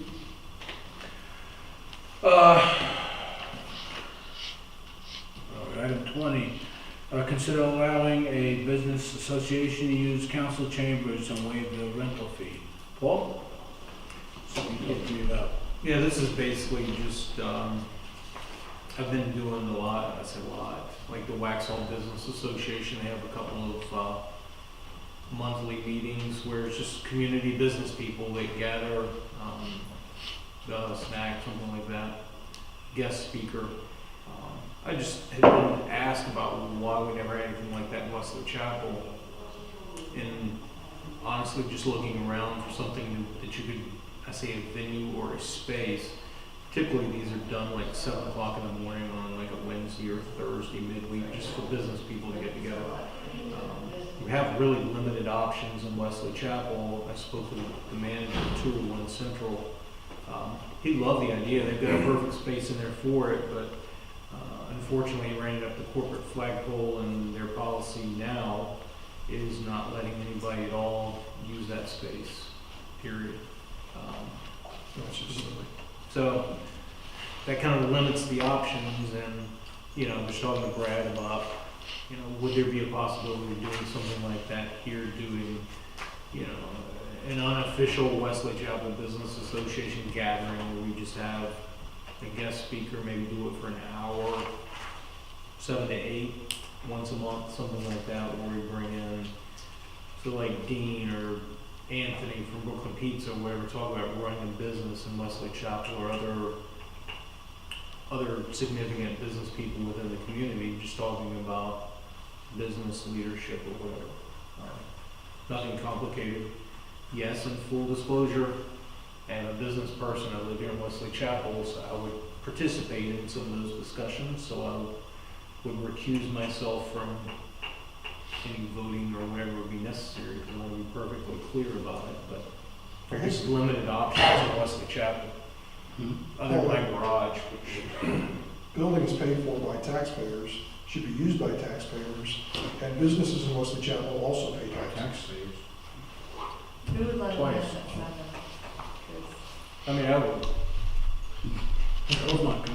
Yeah, that's why we can't ask you from that, right? She No, already we spent all some have- night here at 11 or something. yeah, I mean, it'd be incredibly low maintenance, and admittedly, one of the challenges would be, I mean, typically somebody's coming out, I mean, coffee, pastry, I mean, that's what the gentleman at 201 was gonna roll out was, you know, we do coffee, pastry, just something like that in the morning. But it would be very simple, straightforward, low maintenance, you know, use of a whiteboard. Our policy has not been to allow any food or drinking in this room. And The first one to violate that. But out in the, yeah, in the Yeah. foyer, it'd be fine. I'm have no issues with that. so. I do want to do it for, let's say, do a 6-month trial, and see how it goes. Yeah, I have no idea if it would fly, fail miserably, or whatever. I'm optimistic that I think there's enough interest. I mean, from, say, Diana, from a real estate perspective, you know, highlight or focus on one business a month or something. I like the Do you idea, you need a motion for that? because we're asking to waive the fee as well. Sure. And we don't necessarily have a name for it yet, so I guess you would call it the Business, Association local, for Wesley Chapel or something. and waive the fee. You want to do a trial period of like 6-8 months, or? Yeah, I mean, say 6 months. I mean, if it's, if we get people coming in, I mean, there wouldn't be a fee attached to it. I mean, that's why we're kind of asking to waive the fee for the, so it's not really a committed thing. I mean, I think As long as Paul lets people in and doesn't have to wake me up at 7 o'clock in the morning. I still need a motion. The motion would be to allow Paul and the organizations that he creates of local businesses to allow the town hall facility without fee for a period of 6 months as a trial. Okay. Do I have a second? The only thing I would say is obviously you'd be doing this more or less as a private citizen, not as or as a business owner, as you've mentioned, not as a council person. Yeah, I mean, there would be full, clear distinction of. Yeah, exactly. You have to have that Chinese wall. But otherwise, any other discussion? All those in favor? Okay, we did get a second, I'm sorry. What's that? The second, we did get one. Motion is second? And you don't get a financial benefit from it. Okay. So, all those in favor? You know, I think so, right? Yep. We're good. You don't see any reason you couldn't vote? No, okay. No. I'm really starting to get this now. Yeah, Brad, just before you go into council comments, can I add an addendum to the Parks and Rec thing? I forgot to mention one thing to you. An addendum. Okay, sure. It's regarding the fishing pier and the stocking of the pond. I did have a conversation with NC Wildlife. Right. They're going to send somebody out to have a look at the pier and come back to us with whether or not they can pay to have it, to repair it for us. He said, don't hold your breath because the budget for that kind of stuff has been cut, but they will come out and have a look and let us know whether they can repair it at no charge to the village. So that was the first thing for them. And then I talked to them about stocking. They are due to stock the pond with catfish. They've already stocked it twice this season. They are going to stock it again next month. And I talked to them about other fish. He said he'd heard from Bill Rodriguez about the possibility of doing a population study. They can't get their boat into that pond to do that kind of study. They electrocute the fish basically and they all float to the top and then they count them and the fish swim. They can't get their equipment in to do that, so a population study is out. However, he said if there's an absence of small fish and people are pulling out big bass, the last thing you want to do is stock it with small fish because the bass are just going to eat it. Right.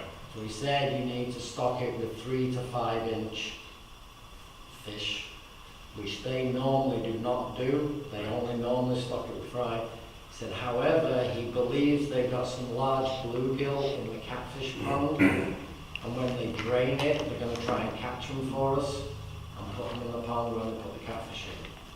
But they won't know how many that is until they actually drain the pond.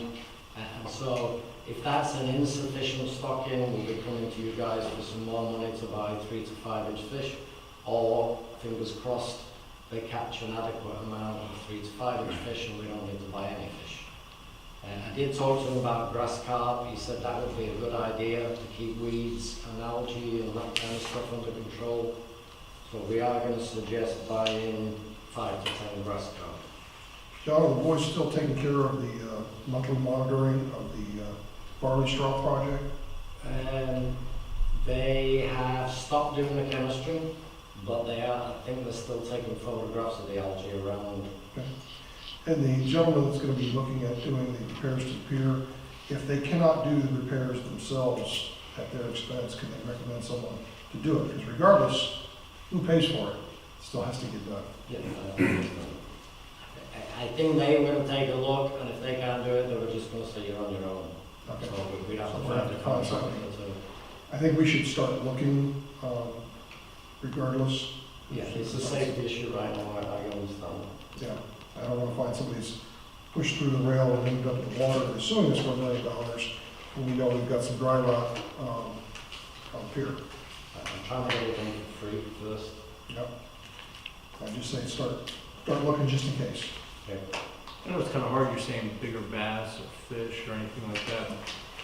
And again, I know it's almost impossible to know how many fish are coming out of there, how many people are fishing, but is it being depopulated on a heavy basis? Yeah. Hence, I've talked to fish several sticking. people that fish regularly. We've seen pictures of the big bass coming out recently, so there are some very large bass coming out. I've walked around the pond, and there used to be an abundance of juvenile fish swimming around the edges that's now absent, so I think the bass are eating all those. Also, we used to go and throw bread off the pier, and the fish would just swarm up and start gobbling. You can throw bread all day long and nothing comes up and eats it. So I think what we've ended up with people throwing those very big bass back, we've got some very large hungry bass that are eating everything in there.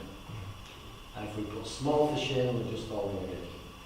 John, would you also try to coordinate with stocking the fish with the pond maintenance guys so they know who's doing what when, and they're not stocking at the same time they're spiking with chemicals? Yeah, I asked North Carolina Wildlife to send me the stocking report, and they have, so I've now got a spreadsheet with exactly what fish have been added when. He can't give me the exact dates when they will stock it. They don't plan that far ahead. So basically we're going to know a few days before when they plan to come with a truckload of fish and dump them in. I'll just try to coordinate that with the, if there's anything scheduled with the pond maintenance contract to spike the water chemistry, that they're doing the best they can to keep them separate. Thanks. Thank you, John. Okay, item 21A, you going to give us an update, Mike? Is this the municipalities report? Yeah, it's a really good organization that meets over at Indian Trail. They usually have participation from Marvin, Waxhaw, Mineral Springs, Indian Trail, Wesley Chapel, Weddington. It was a lighter turnout this last time, but a lot of good stuff that they were talking about. Their agenda was extremely long, and we said, there's no way we're going to get through this. Let's see if we can make this the yearly agenda and see if we can maybe bang out one of these items every month or every time we meet. They weren't meeting quarterly. The first thing they recommended is they change it to meeting monthly or even every other month, but once a quarter didn't seem to be enough of a meeting schedule to get anything practical taken care of. Some of the things that were discussed at the meeting, was it Wednesday night? what was the date, Wednesday?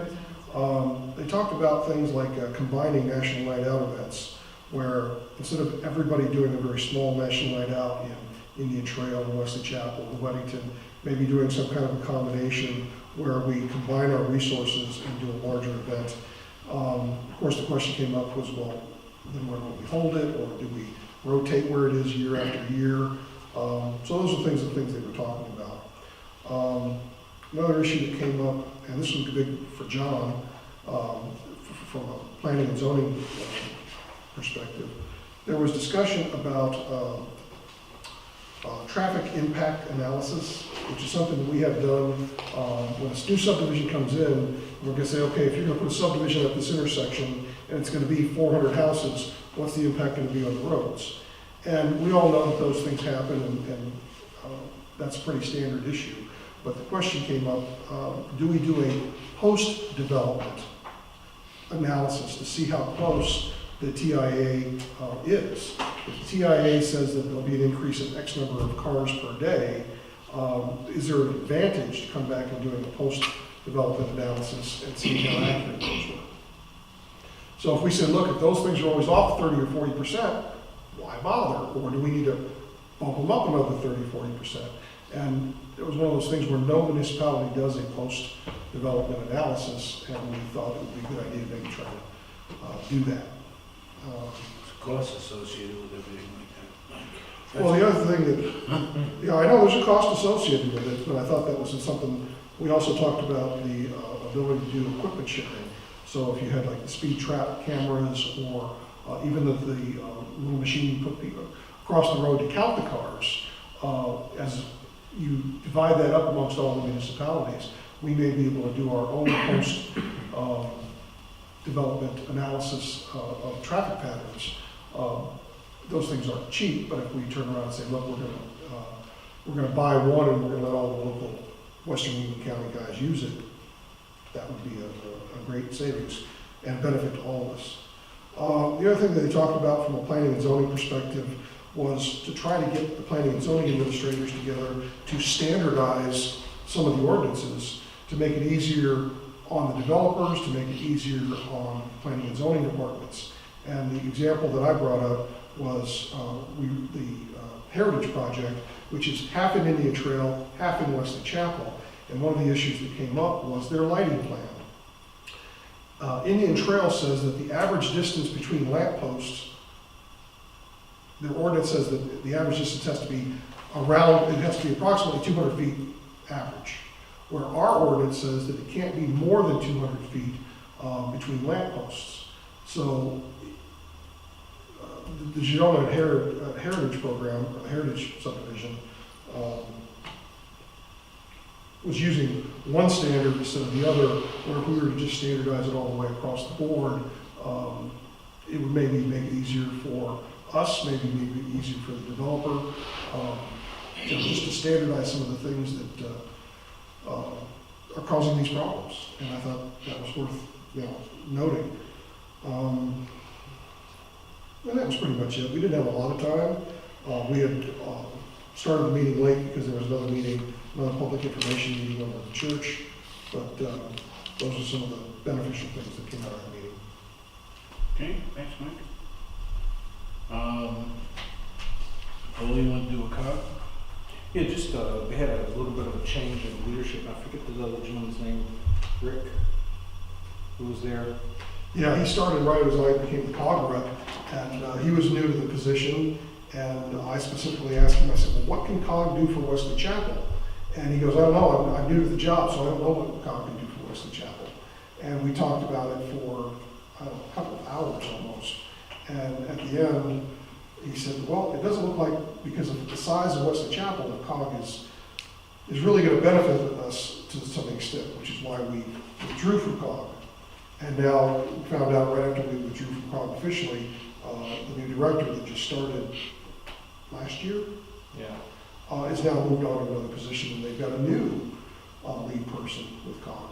I don't know if they've had a new one come in there. It's, I keep calling him Skip Prosser, Wake Forest basketball coach, Jim Prosser, who's the longtime director for COG. He's back in there at least now for an interim that, from my understanding, until they find a new executive director. And so it was kind of a, I don't know, like, I'm not speaking publicly about maybe that wasn't the right position, right role, because I was kind of questioning some of the information you were bringing back about the senior housing, not senior housing, senior focus, or it was like Focus on seniors, and transportation, public transportation, for example, which we don't have. Yeah, so, anyway, that's just kind of that update, that they are having some challenges leadership-wise, and it kind of went back to Jim and trying to get that back on rails. So if we formally withdrawn, that really didn't make a difference either way, one way or another. That kind of negates what we're doing. So. Thank you. Council comments. Who wants to kick off? I don't care. Miranda? Mike? I'll go if you don't mind. Red? You go? No, just go. I wanted to find out where we stood with the dilapidated houses over by the airport. We were supposed to have, I thought, the code enforcement officer come, quarterly or every other month to our meetings, and we haven't seen or heard from him since the day he started. And we seem to be letting a lot of these issues, and we get the report every month, don't get me wrong, but we seem to allow a lot of these issues to kind of slip through the grates, and if they're not somebody standing here at the podium, we don't address it. We still have that house that's falling down, it's been falling down for 2 or 3 years, it's sitting vacant. I'd like to see us start mandating that guy comes to the meetings and gives us updates and tells us exactly what his plan of action is. Because it seems to be stalled, for lack of a better word. I'll see if we can get him on the agenda next month. And that was all I had on public comments. He won't be there after, as soon as we get our new planner. Yeah, I know the new planner is planning on taking over that I know position. that, but we need an update on where we are. I mean, I can ask him to send, I'm frustrated also, and I've sent him some emails that probably reflect that. Right. I can ask him for an update. I mean, I had somebody call, and it was something that we had sent him before, and it's like on the report is a complaint, and then it doesn't say whether he went there, what was going on. It's kind of vague. But the report that we get is hard to read, and it doesn't, I know. there's no meat in the report. That we've contacted this person, they've got till this date to fix the problem, after this date, we're gonna do this, and then the problem's resolved. Let me ask him for a status report, separate from that report, Okay. something like Because, that. I mean, we're getting scrutinized by the residents that live over there that have to deal with that on a daily basis, and, Let me know how successful you are, because if not, I'll go to Patty and say, what's up? I mean, Patty is the manager for the InFocus group. that was my only council comment. And to thank you guys for allowing the HSUC to meet. Paul? First and foremost, hopefully everybody is not going to be impacted too bad or not bad at all from this hurricane. I'm one of the few, I don't say few, that lived through Hugo when it came through here, and another Hugoite. Yeah, But it's hard. you know, even as where we are, I think sometimes we get a little insulated from things that can happen environmentally. And hopefully it doesn't impact us here, certainly the coast and things like that. You know, Brad and I talked a little bit about the Ashton thing here and down the road. It's interesting that they're apparently waiting on the economy to improve to finish this facility out, but now they've already clear-cut land down at 84 in Dicker Center, Martin Luther King Boulevard. So, you know, just kind of keeping an eye on that and keeping Brad's conversation with those guys a little bit. Just, and again, thank you for letting me do the trial piece to see how we can do Sure. this. I mean, I think it's good for just as it is for the citizens to have a forum to comment. I think the business owners can benefit from an environment or what have you, the opportunity to share ideas or commiserate, whichever. And yeah, I'm sort of a hurricane. First of all, that's what I do for a regular job, is disaster planning and recovery. So very much involved in that. Spent most of the day sending out alerts and talking with different groups in the company I work for that is that are going to be impacted by this, anywhere from the coast and the Carolinas all the way in Virginia, all the way here. So, and I am somewhat of a how do I explain it? I've been through many hurricanes as a kid. I used to live in Florida, and I walked out in the eye of a hurricane, and my mother almost killed me. But anyway, where do you go? So that's, nothing's wrong. It's completely calm. 3 seconds later, but also Long Island, and went up on neighbors' houses to cut trees out of their roof with a chainsaw. So Definitely sharpen your chainsaw blades. I get it. So well taken. Amanda? I just wanted to say that hopefully as we work on our Facebook page and our social media presence and our, our push for, the Wesley Chapel identity, we can have more annexations into the village, like from LA Estates. Because it seems to me that we're, our expenses are increasing, or, paying for our deputy, and as population increases, if they want another deputy, or park expenses, like, we need people around us to join in on helping pay for the things they enjoy. And as they live in the vicinity of Wesley Chapel, they need to join us. Pay their $63 a month? I just got my tax bill. Depends on the average value of the house, but yeah. So they pay there, That's a year. so. That's a year. Yeah, most of our taxes don't come from the actual residents, they come from businesses, but still, I agree. Yeah. Actually, most of it comes from revenue sharing, but that's another Yeah. story. Sales taxes are very low. Anything else? Thank you, good point. I just attended a Union County, we have a pre-CRTPO meeting, but only one a quarter. CRTPO is the Charlotte Regional Transportation Planning Organization that Wesley Chapel is part of because of the federally mandated urbanized area, which Charlotte is the 800-pound gorilla.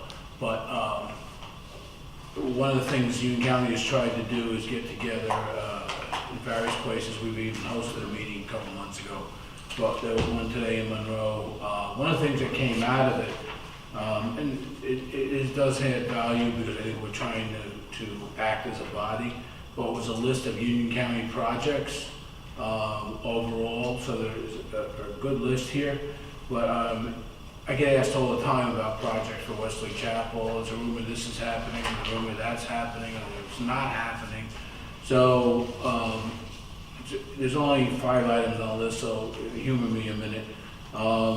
Newtown and Cuthbertson Road, they're going to improve the left turn lane there, which is real short right now, and traffic jams up in the morning. Actually, that's a side. Keep going. They have the NC 84 widening project on here, which is from where Ray Road meets at the railroad extension to, actually it's a little bit past Waxonian Trail Road, because it's going to be a roundabout in front of Lindenwood. So again, these are funded projects that are going to happen. That's in 2019, starting in late 2019, early 2020.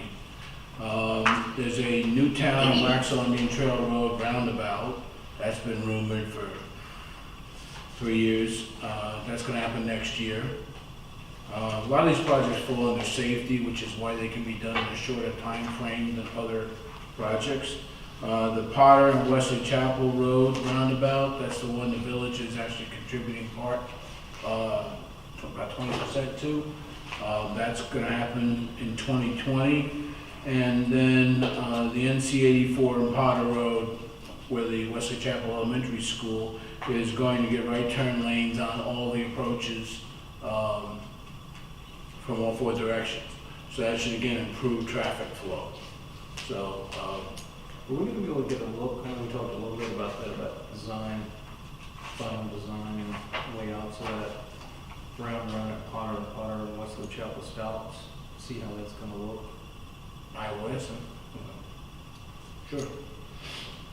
So me personally, sitting in line coming from Potter Road South, going up towards Weddington, you sit there in line and there's 50 cars all going straight. You look, peek around the corner and there's one car turning left and that one lane, so. I'll have some items to discuss next month about whether, maybe we pay for a rental deputy or something right there at Potter and Potter to help guide some of that traffic along or something. I don't know if they'll do that, but this can't at least explore it, I guess. Exactly. Okay. The other thing I wanted to mention is, and this is not in Wesley Chapel, but there are two projects I've become aware of over the last couple of weeks. There is one at the corner of Waxhaw Indian Trail Road and Beulah Church Road, the northwest corner, sort of the land between the gas station there and Beulah Church.